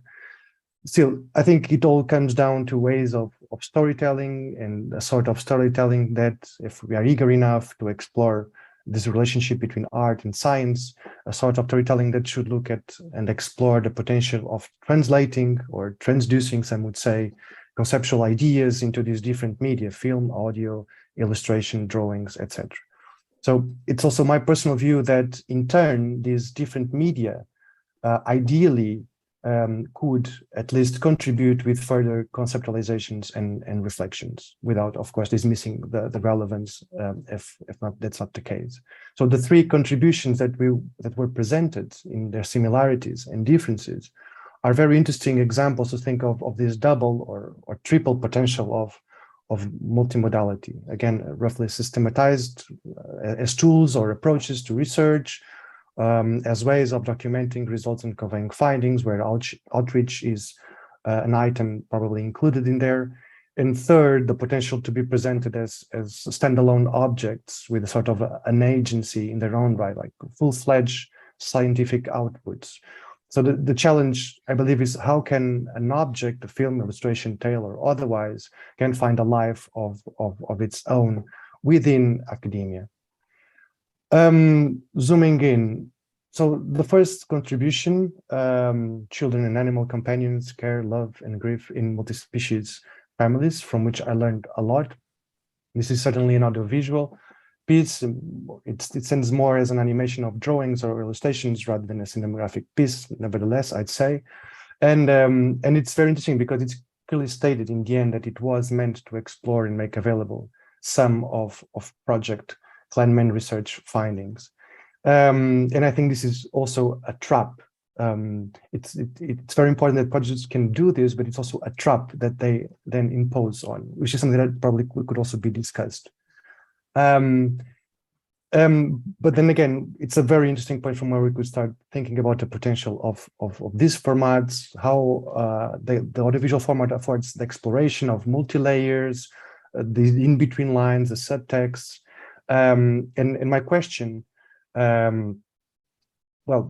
it's a couple of questions actually, but I would really like to learn more on how this collaboration between script writing and theoretical framework provided by the project and all the people involved in it, with the people that worked in the art, were the authors of Maria, Aaron, and the others whose names I cannot recall or recall now.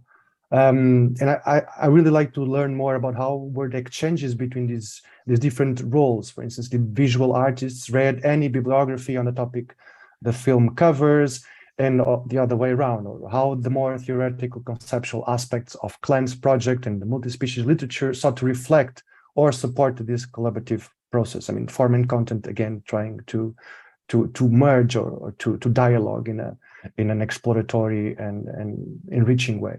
So I would be happy to hear you on this if we have the time. I'm almost done.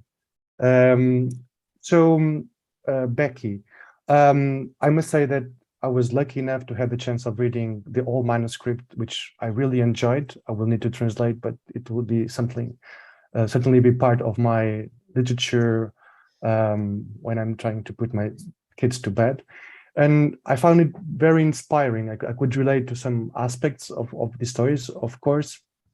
And it was very interesting. You mentioned that it was essentially based on interviews or data from interviews, but you can feel sometimes certain ethnographic observation emerging in these between lines, something sometimes more objective than others. And I found very relevant these open ends and that lead us to further reflections on solitude, the exotic other, the communication between animals and humans, but also sometimes between humans or adults and children. And this is, I mean, I find always inspiring that people can break the chains of classic scholarly writing and nevertheless create something that addresses many scientific many scientific challenges and research questions. So my question for you, Becky, would be how these stories, once concluded, can actually inform further research. I mean, do you then start thinking about other research questions as you write, how they become elements from which you depart to other projects, questionings, and so forth? Finally, and I'm concluding, Rui. Well, I must say, of course, I'm a great fan of Blended Tangerina, and this will be certainly part of my bookshelf. And I must say that it really amuses me to find these textless and captionless books. The flexibility that it affords to these books is immense. I mean, each time a different story that can be told, and we can avoid the rigidity of the text and the repetition that arises therefrom. But similarly to what I thought I would like to hear more from you is how the research project and all these theoretical discussions that certainly unfolded throughout the years in which the project took place informed your work and how it influenced the way you tell these stories. And finally, to conclude in this, I mean, I'd like to hear this. I think Joanna is in a good position to reply to this, because I mean the presentation was specifically mentioning illustration for children. Although I'm also a reader of these books, and there's some great richness in them. And the question goes in line with the idea of what are the target audiences? How do you define this? How can you encompass different publics beyond children or young adults, as you mentioned? And I think this is, well, I think I complied with the 10 minutes, so thank you. Thank you, Pedro. very interesting comments and questions for everyone. People were amazing in their time management. I really appreciate that, which fortunately leaves us time for discussion. And I'm glad, because all these works need the praise, and I'm sure they'll also welcome comments. So before opening to the presenters so they can respond, I have to say this. I am amazed with the amplitude and the quality of the outreach work that the CLAN project involved. Obviously, a big part of it was about choosing the right people, but I think it was a work of collaboration, and it was a very successful endeavor for both CLAN and the people who worked in the film, the stories, and the illustrations. And as the president of the jury of the Outreach Awards in ECS, I would definitely recommend that CLAN submits an application for the edition that the application is closed next week. So thank you again, everyone. I will now open first to the presenters, maybe in order to reply to the comments and see if we have time for extra discussion. So maybe Maria can start. Yes, so thank you everyone for the comments. Maybe I would just like to shortly contextualize how we work, so it will answer more of the questions. Our project, Just Wondering, is meant to, it was basically started as a project that makes video essays. So what we usually do is video essays in this way, but the video essays are animated with different techniques, be it recorded drawings or frame-by-frame animation or digital animation. And our main focus is actually bringing the ideas and the concepts and the research that we find interesting, the theories, to a wider audience. So basically the whole project of Just Wondering from the beginning had this purpose, so to say. And then in time, we really started experimenting more visually and understanding how storytelling can work into this, how emotions really play a role into conveying certain information, and how ultimately we really wanted to, you know, with the and at Just Wondering, 3 of us in the core team. I usually do research and writing. There's Aronor who does directing, editing, also some of the mastering, SFX, sometimes music and animation. And then there's Ina Mimosa, who is the illustrator, and she does all the drawings that you see and some of the animations, the frame-by-frame ones. And this film particularly, we work with the music composer Adrian Fiener. So I think that answers some of it. The other part is that for the last maybe 4 years, we've really been interested in subjects related to animals, to critical animal studies, critical disability studies, climate change, and climate justice. And so when Veronica contacted us with this idea, we were really excited because it's something that we were interested in researching anyway. And also we already had a video essay on the work of Paulo Freire with education, something I really wanted to read about. So Veronica provided us some of the research from also the bibliography that we'll use at CLAN, and I read some of it, which will be in the bibliography on our website. I think Veronica shared the website. It's not up there yet, but it will be in some time. But anyway, I think you can find it somewhere else in the CLAN research.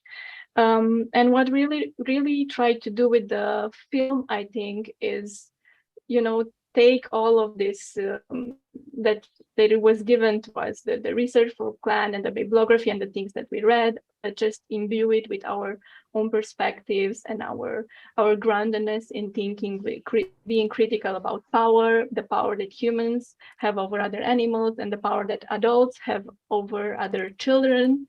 So that is why we framed it in that way of being critical of pethood, right? Like owning another animal, and being critical of the way childhood is constructed and of the way children are sometimes seen as not having enough agency and not being able to make their own choices. Yes, and maybe I would just like to mention that I think emotion is sometimes we always find so important in the video essays, because we don't just want to, you know, tell people something, then they have an information. We understand really well that the way you receive everything visually has weight. So it's really, I think maybe the lag might have broken some of that weight a little bit, because the text really, when you saw the text writing, it should have fit exactly with the audio. I'm not sure if it worked exactly like that. Because there are this moment in this film that are maybe more emotional, with the part about mourning, for example, and this can also be seen in the way that Mina Mimosa chose the colors, for example. I think I answered something. I don't know if I missed something. Thank you. Becky, go ahead. Thank you. Thank you for all those really lovely, thoughtful comments. Yeah, I was interested, Pedro, I liked the points that you made about the sort of the idea of the life of these works of art afterwards, you know, where they go after that, after, you know, being produced, could they live on their own? And I think that's a really important question. I've been reading a lot lately about fiction based on social research. And I think, you know, there is this, like you say, there's a trap that things can fall into, that they become just very specifically almost just given to, you know, researchers and academics as a different way of looking at things. But it's hard to make sure they get out there as works of art on their own terms. And I think that Veronica and I are going to be talking more about like where we might publish these stories and how we'll frame them. And I think maybe framing them as, you know, just stories rather than something which are kind of primarily academic, but maybe framing them as pieces of fiction is, you know, a way to engage people in that. And I think, yeah. So, and then Sophia, I liked your points that you made about that sort of border between humans and animals. And I think that came across really well in the film, that sort of sense of sadness and longing. And I think, yeah, I just think that's something which fiction and other poetic, artistic forms are just really well placed to capture. The ways that humans and animals can be separate, but sometimes merge and have these like moments of connection where boundaries get broken down. So I enjoyed that in both of the film and the book as well, Joanna's book. So I'm not sure if I have anything else to say at this point. I could come back to points though. Sure, let's move on to Joanna. Okay, so just to explain a bit how the book happened, how the collaboration happened. In my case, from the beginning, I had it was presented to me that the book that I was working on would be could be used paired with the toolkit to talk with children, to discuss these issues. And at the same time, the book was supposed to be something that could stand on its own. And that's how I worked on it. And to be honest, I was not so enmeshed in the findings of the study. I had access to the research. As I said, I could read the interviews, but most of the things that I learned about the study from Clan were talking with Veronica. So we had a few meetings where I showed her my ideas and we discussed it. And then at a certain point, I also started working more with the publisher, because after a while, the concept was clicked and most of my concerns were more artistic and how to create the book. And then just about readership and how we decide who's the audience or the readers. This is actually a complex thing that even though I'm working 10 years in this area, it's still a bit frustrating sometimes, because it's a bit of a the publisher itself, they usually talk about their books as being for all ages, and I do try my best when I'm working on a book.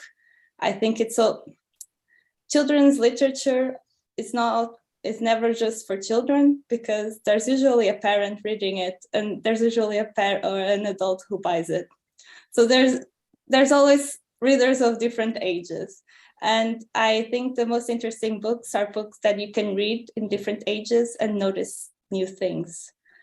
So I always try to be aware of that when I'm working on the books. But the book is inside this collection by Planeta Tangerina that is for pre-readers, because it's silent. They made the collection that it's like simpler books for children who can't read yet or just starting to read. Although I think because it's a comic book, it looks more complex. So I'm hoping that children of older age would also read it without feeling like they're reading a baby's book. That's it. Thank you. Thank you, Joanna.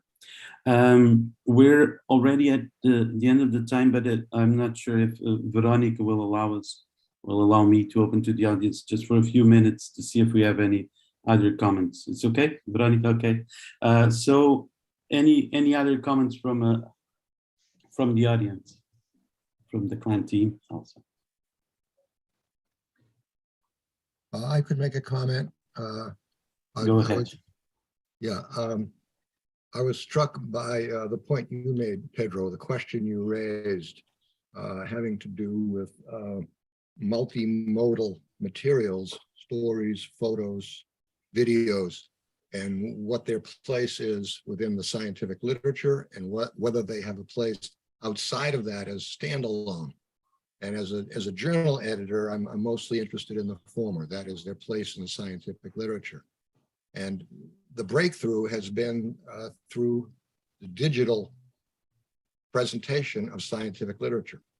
So now when a person has done a bunch of interviews and a bunch of transcripts, or has a bunch of photos, or has some stories that were part of their study, they can be available just by a click at the end of the article.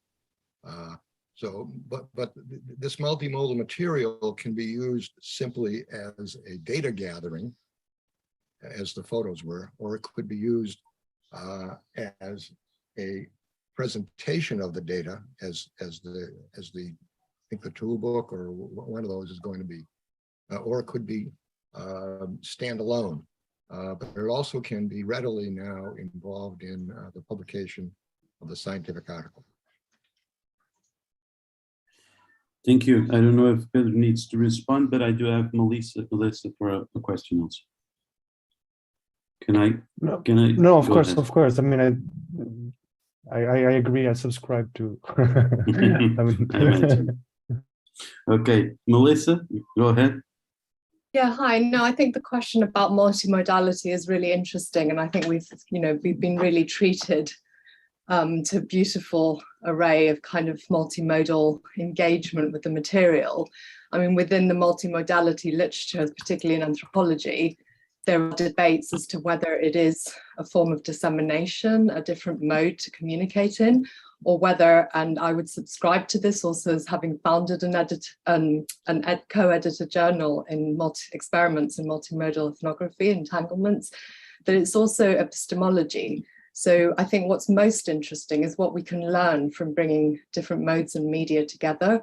Otherwise, they just have a representational function, which, and so then my question would be to the team is like, what in addition do we learn that we cannot learn from text alone, or that we cannot learn from the reporting of the results in text alone or in talk alone in the way that we converse together? So what other things come to the fore epistemologically, whether it's the storytelling, whether it's the movie, whether it's, the photographs, what else is to be learnt, what knowledge is to be generated that we can't do in traditional ways. And I think this is really the kind of the forefront of, you know, multimodal ethnography, multimodality, and you know, and far more interesting. And I think, you know, we've yeah, and I think the team and the collection of the materials that they've produced really have some very kind of rich different modes and media to think with, and to perhaps think about these questions, should they be of interest. Thank you. Okay, I just shared something in the chat about this because Pedro himself has also developed some interesting work, and I was saving him from shameless plug, so I shared a website where I think he has some interesting works. I think it you should have done that, but thank you anyway. Okay, so maybe final opportunity for a final comment or question. I don't know if Veronica, if you want to finish the session or with a comment, or if we leave it as is. I'd love to say a few words in the end, Rui, if it's okay for you. Yeah, go ahead. I think it's yes, just to share my own part of how it was to work with this amazing crew of artists. It was really a dream come true, because I do believe that the key to pass on whatever work we do in academia is to join efforts with other kinds of languages, and I definitely put a lot of faith and hope in artistic languages. And I do think that when it comes to multi-species relationships, artists have always had a way of getting into it better than scientists. So it's been amazing, and I've learned so much with all of you. We all have in the CLAN team learned a lot, and I would also like to underline the sensitivity, and all those here in this panel, Becky, Maria, Aaron, Joanna, you've all managed to do your part in also crossing this bridge so well. So I think, yeah, I just wanted to share this with the audience and with you all, and yeah, the CLAN team's final words of thank you. Thank you, and congratulations. I think this was a great session with amazing work. Congratulations, everyone. And I will end the session so we can pass to the final part of this program today with the closing remarks, I guess. Hey, thank you very much. And the session is now closed. Thank you, Rui. So I guess I take it from here. Yes, not sure we had a break at this point, but I don't think so, right? No, Otherwise I think we would yes. straight, yeah. Okay. So thank you so much. And I'll begin by introducing our Dr. Ken Shapiro, who's been helping us in the discussion from the beginning, but we're fortunate enough to have him here to make the final address. Thank you so much, Ken. And I'll begin by saying a few words to the not that you need to be introduced to the majority of the audience, of course, having played a key role in the constitution of the field of human animal studies, and having contributed extensively to its current consolidation and reconfiguration. Ken is certainly a figure we look up to, I do look up to, and we are much grateful to your articles about how the field was born and evolves, the challenges it faces, and the interplays between the field and the structure of academia itself are a reference to all of us working to make a contribution as well. So first and foremost, thank you for accepting contributing here today. So much of this work has been, as it still is, done as a co-founder of the Animals and Society Institute, and Ken was also a founder of its predecessor organization, Psychologists for the Ethical Treatment of Animals. As many of you know, in 2019, the Animals and Society Institute granted the Human Animal Studies Hub its International Development Prize, and this gave the Hub institutional international recognition as well as some funding to assert itself in the context of Portuguese academia. So thank you for making this possible. Ken is also the founder and editor of Society and Animals, Journal of Human Animal Studies, a co-founder of Journal of Applied Animal Welfare Science, and editor of the Brill Human Animal Studies book series, all of which have been determinant to the affirmation of the field by bringing legitimacy and recognition from academic peers. As you explained well in your articles, we need to get published in order to be read, seen, and accepted by our peers. A PhD in clinical psychology from Duke University, Ken is one of the developers of AniCare Adult, a model of treatment for animal abuse, and the first of its kind is a professionally developed psychological intervention program for adults who have abused animals, and its counterpart for children, AniCare Child, the first published treatment approach to focus on juvenile cruelty to animals. Ken is also the author of Animal Models of Human Psychology and articles on the site of the field, vegetarianism, animal protection activism, and the link between animal abuse and human abuse. So without further delay, thank you so much for accepting to be here with us today for the closing remarks and by sharing your reflections about what the contributions of this research might be to the field. Thank you. My pleasure, and thank you for that extended introduction. While I'm thinking of it, I just wanted to mention, again, regarding to the multimodality issue, that there is a journal called Antennae, which does publish visual art stuff as well as poetry and probably short stories. And there has been an extension of human animal studies into the visual arts and the performing arts. So we welcome those scholars in those fields. Regarding the conference today, and yesterday, I've really enjoyed it. And to borrow from one of your presenters, wow. So at the risk of being preachy, and here no doubt preaching to the choir, let me begin with an admittedly personal overview. Let me just ask, are the acoustics and visuals okay? Good, thank you.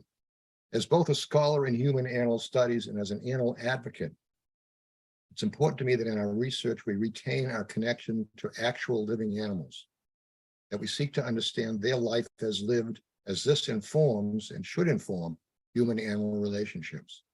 One result of exploitative human-animal relationships is that they do not allow animals to have a respectful and mutual role in the co-constitution of those relationships. And it is this understanding of their lived experience that should inform efforts to reduce the suffering and exploitation of the animals that is all too often a part of human-animal relationship. So that's my advocacy hat. As scholars and scholar advocates, by the way, we did an informal survey, and most scholars do self-identify as advocates as they define the term themselves. Anyway, there is a danger that our research lose the animals in the dense layers of social constructions and genetic reconstructions of them. Often in our scholarly pursuits, we focus on our use of them as symbols, as forms of representation, and as vehicles for our use and for understanding ourselves rather than as ends in themselves. In this age of the Anthropocene, climate change, and the sixth great and first human-made extinction, we must not forget that we share this one and only world with them, that they are vulnerable as we are vulnerable, that they, as we do, have bodies, needs, and interests that shape our relationships with them. With these precautions in mind, the field of human animal studies is a storehouse of kinetic energy poised to advance our understanding and appreciation of the protean and mutually enriching forms of human-animal relationships. Again, a word about my admiration and appreciation of the work done here an amazingly robust research program, postgraduate program, summer institute, animals and societies program, supporting doctoral students, invited scholars, reading groups, partnerships with universities outside of Portugal, and a strong emphasis on creating projects for outreach. It also includes partnerships with several stakeholders from the civil society, including associations for the protection and conservation of animal life. So wonderful job, wonderful team. We at ASI, Animals and Society Institute, are gratified that we are able to provide support for this work through our International Development Program. For those of you not familiar with us, ASI is a think tank devoted to the study of human-animal relationships through academic publications, policy papers, summer institutes, and programs like the International Development Awards. I invite you to visit our website at animalsandsociety.org.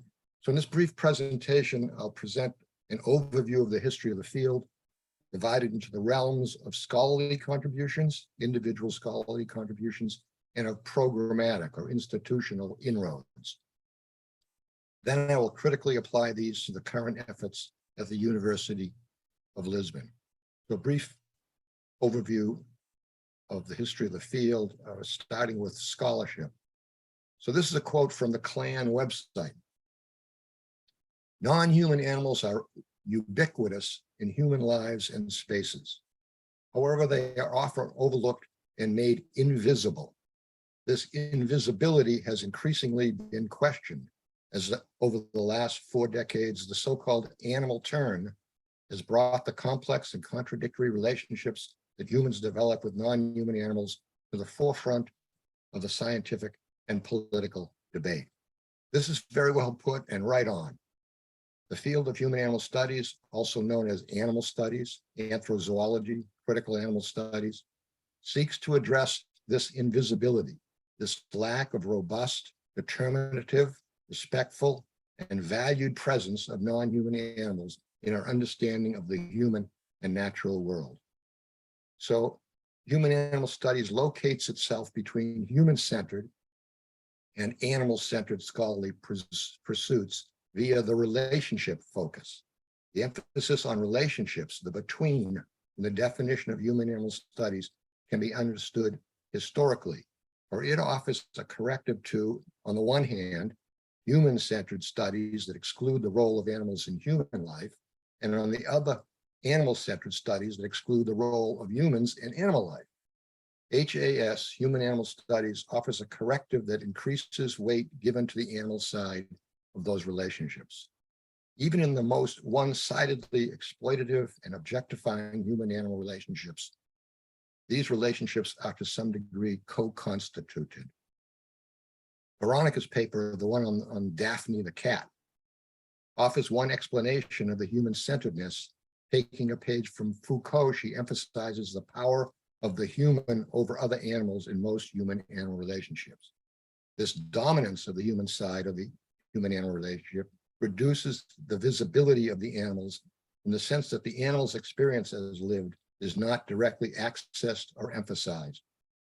As part of a midstream corrective with materialist and affective theoretical contributions, in addition to the political theory of Foucault and Agamben, the field has increased attention to the role of animals in the formation of human-animal relations, termed the animal turn in the animal turn. Human-animal studies provides a common approach to its subject matter. The HAS approach keys in on the presence and influence of non-human animals as a way of looking at and understanding the world. It is a critical stance that explicates and evaluates how animals figure in our understanding and treatment of them and their influence on us and on the world, much as women's studies and environmental studies rest respectively on the value of women and the environment. The critical stance of HAS scholars rests on the ethical position of valuing animals as ends in themselves. In addition to the animal turn and the animal turn, several other trends in the development can be briefly noted. There's been an increase in the inclusion of policy and practice recommendations, in effect being advocates for animals. This was avoided earlier in the field when the field was very concerned about its credibility and its legitimacy in the academy. So we were more conservative at that point. The field has also become more specialized, as evidenced in the increase of journals and book series that feature one region of the field: law, ethics, fiction, visual arts. The political and ideological positioning within the field, this is now varied within the field. We have anthrozoology on the one hand, which is mostly about benefits of animals to humans, and we have critical animal studies on the other side of that political spectrum, which features the push toward abolition of most of the traditional uses of animals.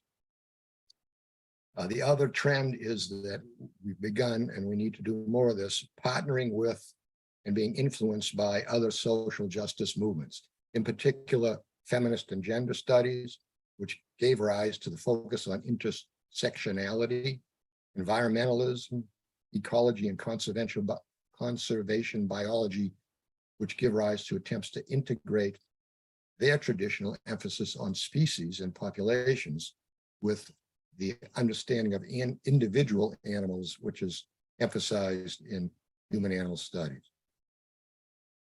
The field has had tremendous growth, way beyond one's expectations. I try to keep my expectations low, but this was really quite amazing growth to me when we started trying to develop this field way back in the, I guess, mid 80s, early 80s. So we have many journals now, book series, conferences, listservs. Scholarship has attracted individuals who wanted to bring their interest and really love of animals into their research. Now this new generation of scholars are seeking jobs. Unfortunately, the institutional development has lagged behind, and this has had an effect on creating positions for human animal scholars in the university. I'll come back to this in a minute. So now turning to the institutional trends and growth or lack thereof. In contrast to the tremendous growth in individual scholarship, the increase in publication venues, as mentioned, growth in the university has been relatively retarded, in large part due to the economics and politics of universities. Its disciplinary structure, whereas HAS is an interdisciplinary field, resistance to human-centered focus of so many disciplines in the humanities, hence the name humanities, and in the social sciences, where social typically was not inclusive of the society of other animals. It's also been critiqued as a niche field and as a fad and so forth. I suppose given these structural and ideological barriers, the rate of growth is impressive, particularly in the development of courses. I use the word course here. I think you use it differently in Europe, I'm not sure, but a course is simply a set of lectures on a particular subject over the course of a semester. There's also the development of concentrations and minors. So I'd like to talk for a minute about possible institutional arrangements that would house this field and that would provide it with more stability and presence in the university. I present a fuller discussion of this in a paper I did recently, Human Animal Studies, Remembering the Past, Celebrating the Present, Troubling the Future. So here's some options. The field can be a concentration, minor, or a major, established within an existing department, or it can be standalone with its own budgets and its own faculty, or with faculty serving in their home discipline and in the Human Animal Studies program. There are so many fields now that interface with human animal studies that finding an existing department that would support the establishment of a major within that discipline may not be that difficult.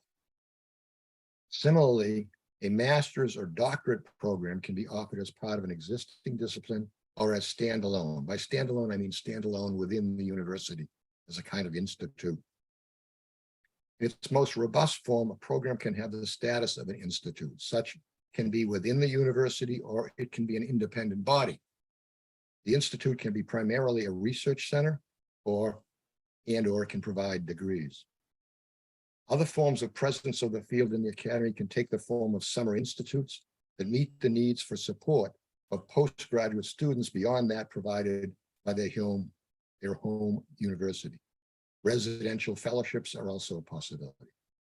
I return to this later when I locate the hub/clan program within these possible arrangements. But first, I want to say a word about the job market. As many of you are young scholars and might be concerned about that. In a 2019 paper entitled Tainted Love, Trials and Tribulations of a Career in Animal Studies, O'Sullivan, Watt, and Probin-Rapsey present the results of a survey of 485 budding human animal scholars. They note that in the higher education sector, under the sway of neoliberalism, the university has become very money-oriented, a kind of corporatized university. It's shifted its focus to economics rather than the traditional focus on scholarship in order to survive. It's orienting academic outputs toward national economic objectives. One result of this is the casualization of the workforce, casually employed faculty with diminishing opportunities to gain permanent appointments and, of course, with less pay and with some job insecurity in that they're under contract rather than with tenure. This may be partially explained by a study that was done by Rhoda Wilkie, 2015, in which she outlined a series of challenges for academics working in what she terms the tainted field of animal studies. She suggests that academic dirty work, quote unquote, done by these scholars is, quote, tarnished by its politicized mixed species subject matter, end quote, which is made even more problematic by the lowly status of non-human animals. She found that many colleagues do not take the field seriously, and some mock or belittle the work of these scholars. There are also tensions within the field over moral positions and its relation to scholarship. Examples from the survey include tensions within the field, aspects of fanaticism and bigotry around differing views, a perceived need to be activist and moral rather than curious and scholarly, the policing of purity from within the field. If you eat mostly plants, but also some fish and meat, you are made to feel unwelcome in the field of animal studies. These are quotes from the survey. Tensions within the field. The O'Sullivan survey asked young scholars how they think animal studies is perceived within the academy overall. The largest proportion of respondents, at 34%, said they believe that it is viewed neutrally. However, 27% felt that it is viewed negatively, and only 18% felt that undertaking research in the field of animal studies is viewed in a positive way, only 18%. 48% said that in their view it's more difficult to attract funding for human animal studies projects. On the other side, and I emphasize this so that my presentation isn't a downer, 58% in the survey described their employment as either secure or highly secure. 48% of respondents reported spending between 80 and 100% of their research time on animal study related research in the past 5 years. So they're not overburdened with courses and they have the liberty to do some of their own research. Also, there's a theme within the survey that the field is morally invigorating and meaningful, that there's affection for the field, and that there's a network of like-minded scholars who are supportive. So now I want to turn to the current project, Hub, University of Lisbon, etc. So I'm going to turn now to reflections on the efforts and developments of University of Lisbon, beginning with scholarship again, and then considering institutional presence or incorporation. My comments here reflect challenges and problems in the field and are not at all peculiar to this project. So first, scholarship. Here I'm focusing on the studies that were part of the project, not the output, which, as we've all said, is quite amazing. Purpose of the CLAN project was to focus on the impact of the presence of companion animals in the socialization of children.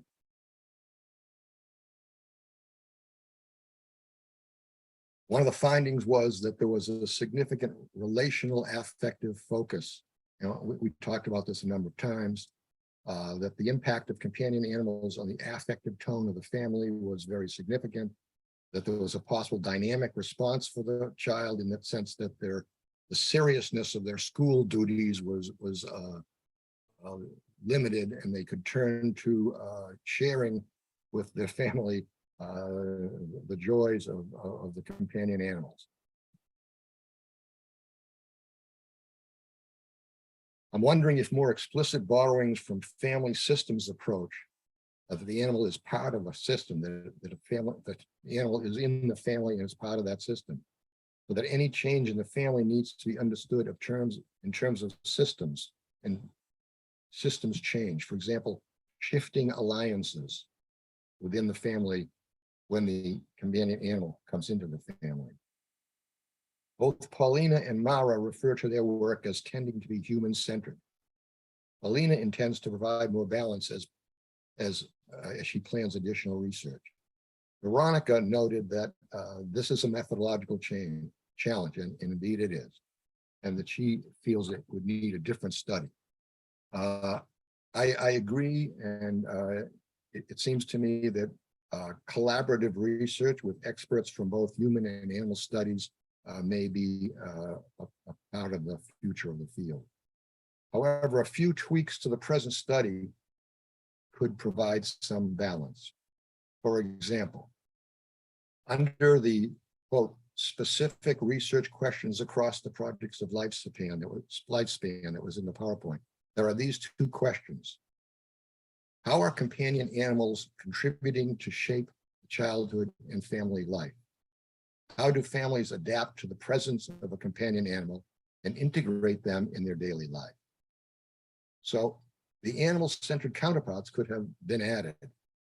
They would be, how has childhood and family life contributed to the shaping of the life of the companion animals? How do companion animals adapt to the presence of children and other family members and integrate them into their daily life?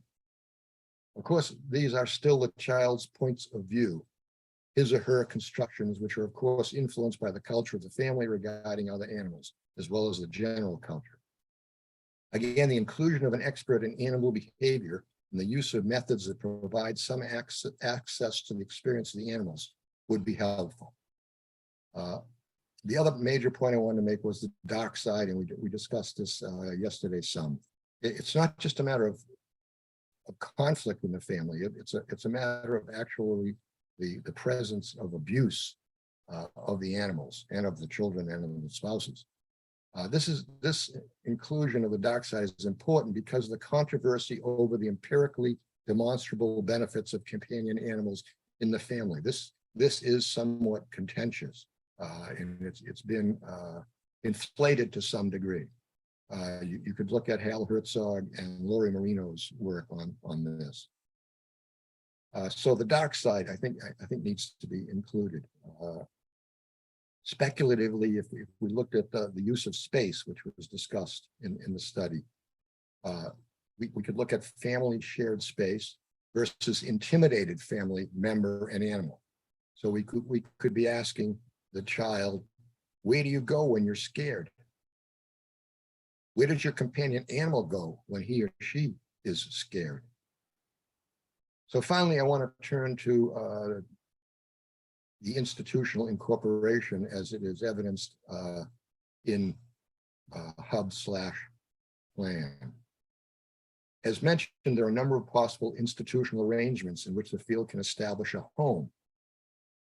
I repeat some of these with examples. Forgive the US centeredness, that's what I'm most familiar with. There's a lot of stuff going on, certainly in Europe and in Australia, beginnings of it in Japan. So at Canisius, I think it's college, or it might be university, has an undergraduate major and master's degree in what they call anthrozoology. New York University has an undergraduate minor and postgraduate masters housed within the Department of Environmental Studies.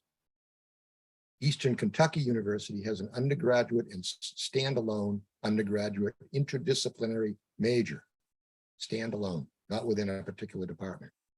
Wesleyan has a residential postgraduate fellowship within the philosophy department.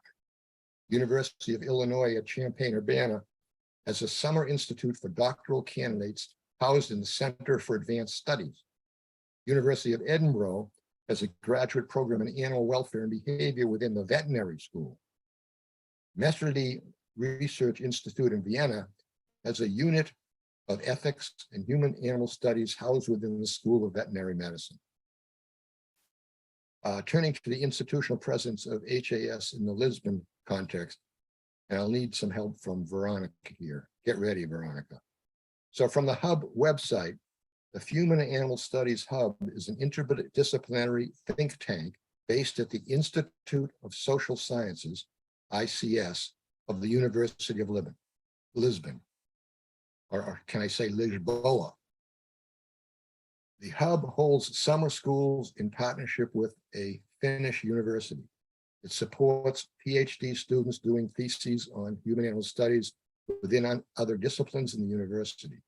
It hosts international doctoral students who provide their own funding. It provides a postgraduate program, Animals and Society, that is self-sustaining through student tuitions. The Hub does not receive direct funding from ICS. ICS is a research unit of the University of Lisbon. Most of Hub's budget comes from overheads from grants for research projects and state funding. The Hub has been indirectly funded by projects, scholarship, and research contracts by the Portuguese Foundation of Science and Technology.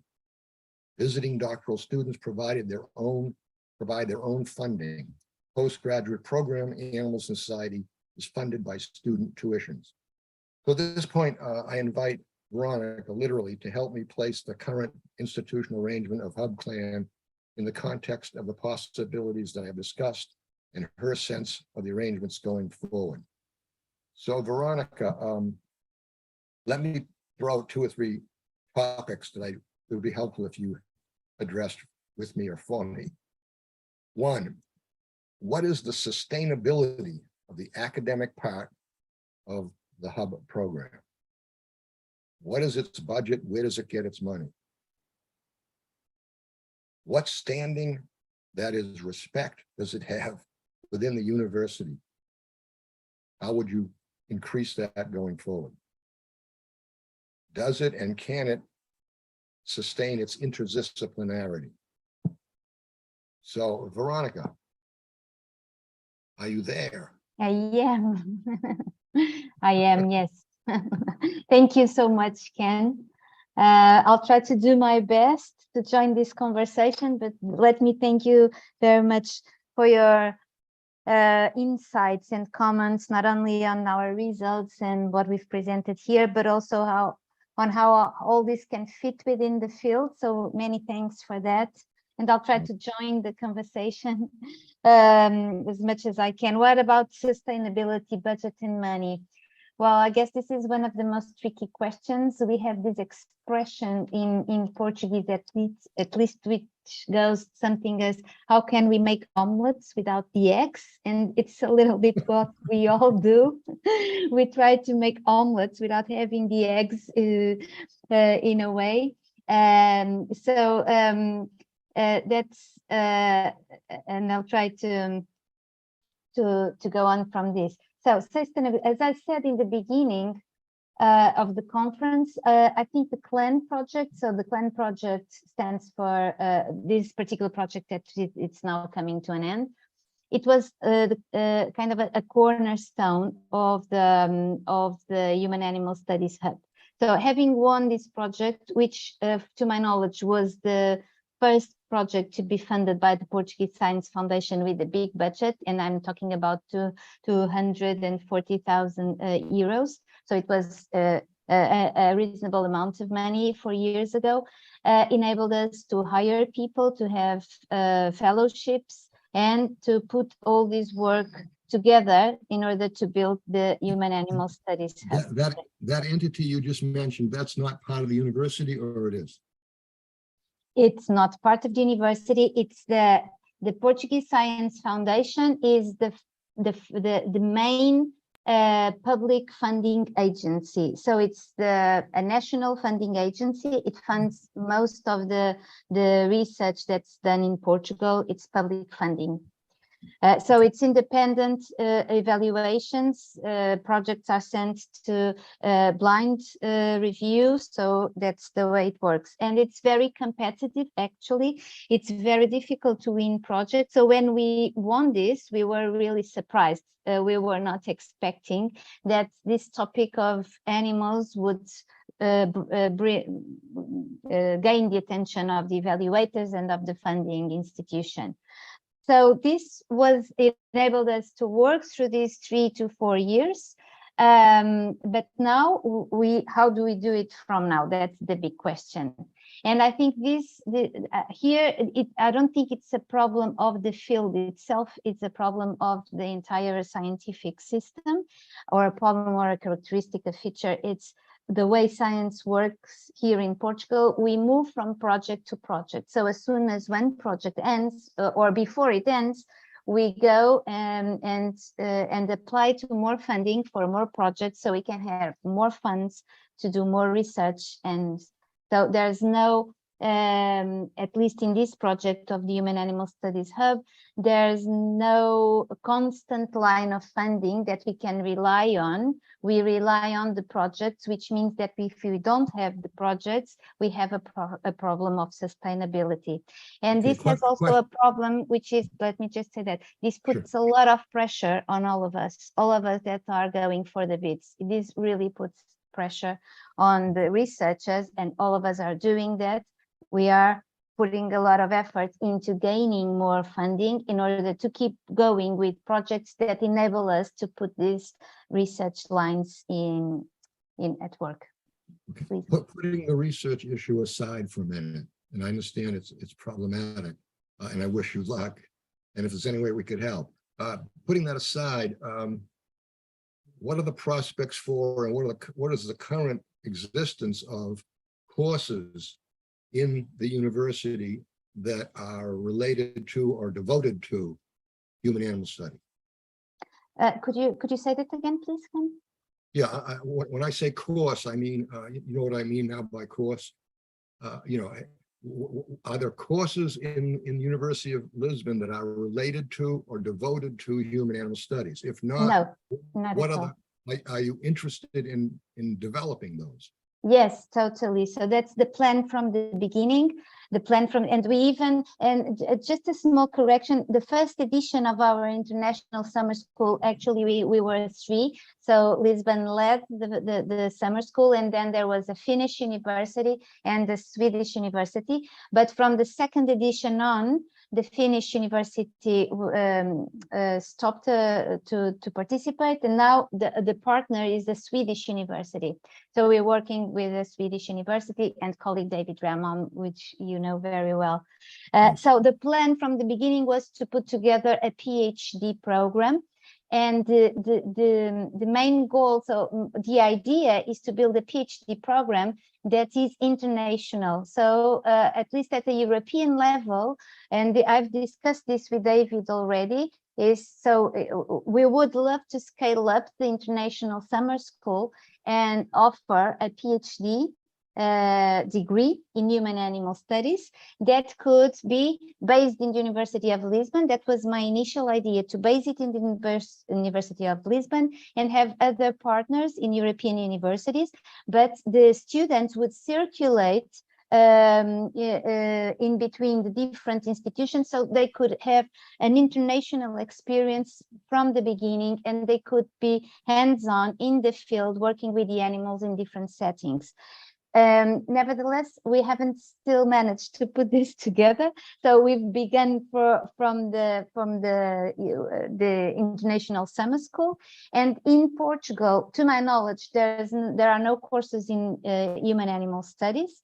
neither at an undergraduate level in BAs, not even as disciplines, not even as a single curricular unit within another bachelor degree. Let's say within sociology have a curricular unit, or within the PhD in sociology have a curricular unit on animal studies. There's nothing to my knowledge in this regard. The only thing to my knowledge that there is the course Animals and Society, which is a postgraduate course, but it isn't at the master's level, so it doesn't provide a degree to those that attend the course. So that would be an option, would be to be able to so one option to be able to put together a PhD program, ideally with international partnerships. Another option, or maybe the two together, why not, would be to open a way within a PhD program that already exists. Let's say ICS has a PhD program in sociology, which is inter-universitary. So there are several universities contributing in sociology, but we could have a kind of a stream inside of a PhD like that would enable students to do their research and to get their degrees. Let's say the main degree could be the discipline, but then there could be a specialization. So let's say a philosophy doctor in sociology specialized in human animal studies. That could be also an option. Because as you said, and going back to something you said that's very important, is this tension between the fact that institutions are structured alongside disciplines. And this is very relevant when researchers apply for positions in universities, because if let's say a university needs another professor and it opens a position for a lecturer or something, then that vacancy is going to be open within this disciplinary structure or infrastructure. So it's going to be open for a sociologist or for a psychologist or for an anthropologist. So let's say someone has a PhD in human animal studies. Let's say we can put together a PhD in human animal studies, and then our students begin to get their PhD degrees. But then if they apply to the universities, they won't be able to apply to a position that's particularly for a sociologist or for so we have this tension to deal with, and I guess this also comes across with other gender studies, other areas that are more transdisciplinary than mostly focused in one discipline. So sustainability here is an issue, and I'm very concerned with that actually. So I'm putting my imagination spinning around this. How are we going to do from now that we don't have the CLAN project in order to keep the hub going? Yes, but I'm sure ideas will come. And here I must say this: the field actually lives out of an incredible amount of work done voluntarily by people who love animals and who love thinking and who love being here without being paid. And this has to be said. So there are many, many, many of us that have given a lot of their time and a lot of their skills and knowledge and efforts in order to produce things, and they're not paid directly. So they don't get their wages out of that. They get their wage out of something else, and this is we have to acknowledge this. We have to. It is not how it was supposed to be. We should be able to pay everyone, but we aren't, and still things are done. Still we get things done, and but that's not sustainable, of course. Let me ask you this: what is the attitude of the people outside of the field in the university, and what is the attitude of the power structure of the university, the people who run the university, toward human animal studies? The attitude, I think things are changing, and they've changed since we began the hub 4 years ago. I would say that in the beginning, 4 years, 5 years, it was a bit, it was not so well. It was a bit seen a bit as a weirdo, or maybe it's too much, but it was not immediately acknowledge that something equal. Sometimes, you know, those derogative comments like, oh, now animals are also social scientists or something around that. But I think that the work that all of us have done have shown, even to those that were more suspicious about the topic or were more, you know, I think things are changing, and I think that now the field, I think the attitude is different, but there's still resistance. Nevertheless, there's still resistance. Yeah, I had something. So you had 3 questions. One was about sustainability around questions of budget and money. The other was around the structure within the university, whether going forward. And the other was about the opportunities for Ken. I'd like to say something about opportunities. Let's say this course, Animals and Society, that we put together here, and that yesterday we had the 2nd class. We've begun the 2nd edition this very week. And yesterday after the conference, we had the 2nd class. So we have 2 classes a week. And yesterday, the first one to the group was exactly what are human animal studies? What are we talking about when we say human animal studies? And we went through the 4 waves and through your text and the ideas you put forward in your text. And it was amazing. And it was really something moving to see that the class was full. Well, actually, the class is quite considerable, almost 20 people in one room. And most of them were Portuguese, and this was not the case in the first edition. In the first edition, because the course is online, we had many students from Brazil. Now we still have students from Brazil, and that's also very important. But we have many students from Portugal already, and that's something very interesting. And where do they come from? Many of them come from NGOs or are citizens who dedicate a lot of their time voluntarily helping animals, and they are looking for knowledge to ground them in their practice. And this is where I want to get to go to this topic of opportunities. I think as human animal scholars that have a responsibility in training future generations on the one hand, but also on current generations, because another side comment, the students are also very intergenerational. So we have the very young, we have the middle-aged, and we have people already in their late 50s, early 60s, who are returning to school or to academia, to the university. So long life learning. And this is also a very important opportunity for us to bring together different generations and to explore the potentialities of doing work in human animal studies, bringing up the knowledge of different experiences and different generations. Let me just finish the thing that I was going to say here is that these practitioners in the field, and we had veterinarians, but we also had social workers, psychologists, and people just, well, with other professions, but who volunteer in different ways.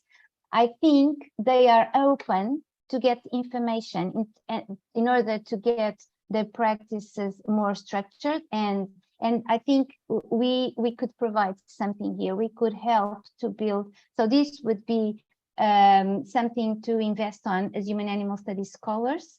This link, a kind of a link between academia and advocacy, but in direct way. So we are providing those doing advocacy work, very active advocacy work, with scientific tools and academic tools that may structure their work.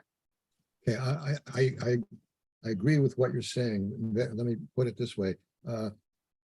Given the economic basis of the university, when you offer to the university that you can provide material, courses, syllabi that will help people get jobs working with animals, not just advocacy, but working with animals, animal shelters, sanctuaries, et cetera, that becomes a nice hook to get into the university.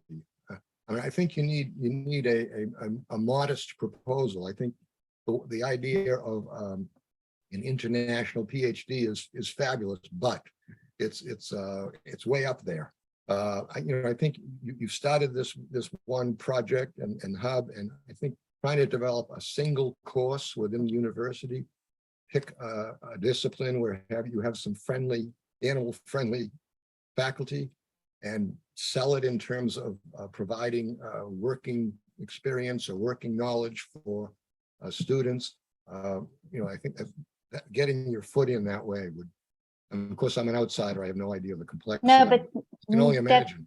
No, definitely, I totally agree. And I must say that something, for instance, that I already thought is developing specialized postgraduate crash courses, not postgraduate, not so big, but crash courses, let's say, human animal studies for journalists. How can we address animals in the media? And there's a colleague from Brazil, Evelyn Batistella. I don't know if she's in the room now, but she was yesterday and early today. And we are already talking about that, developing a specific crash course for journalists. Yeah, and then it would be another way of making the field grow, but linked to civil society and to the needs of practitioners in the field. Yeah. I was going to say, another strategy that other schools have used is if you have at the university clubs or organizations, student-based, on animal rights, on animal welfare, on environmentalism, approaching them and getting their support and getting them to sign petitions and we really want this course, we need it, et cetera, et cetera. I mean, that's another kind of inroad. Thank you. Yes, and let me just say that for now there's another project in principle coming through beginning next year for another 5 years, which will be a project on animals and disasters that I will be leading for the next 5 years. Yes, so I expect that for the next 5 years there will be a lot going on here, because of course I will host all the research within the Human Animal Studies Hub. So this kind of inflates life in many ways, also because it brings new researchers and people to work. But there, as long as we rely constantly on funding that will lend, so it's project-based funding, there will always be this sustainability topic to deal with in the end. But I would love to talk further with you about how we could, for instance, provide scholarships for students or visiting researchers and so on and so forth. Yeah. Okay. Well, any way we can help, and congratulations to you and commendations to you for your incredible work and for the whole team. And thank you for involving me in this way. Oh, thank you. Thank you so much. So I guess I am the person in chair now. Yes, still. So I guess it's to me to close the conference. And thank you all. Thank you, Ken, for accepting to be here and making the closing remarks. I guess we are all very moved by this, because this is a special moment, not only for CLAN, but also for the hub. And I know it's confusing because the hub is not the CLAN, and I understand there's sometimes a confusion. But now what I'm thinking to do, I'm thinking to just leave the CLAN words in the logo, and just to honor the project that was actually the cornerstone of the hub. And we'll try to continue our work from here. So thank you very much for all of those that were here, to you, Ken. And well, my final words go to the CLAN team, of course. Thank you for being here and for this amazing journey together. And also thank you to all the commentators. So I don't know if anyone wants to add anything. Okay, thank you. There's Sonia also worked with us in the interviews. And thank you, Aaron. Thank you so much. Aaron is the director of the film that we've just watched, which is amazing. So thank you so much, everyone.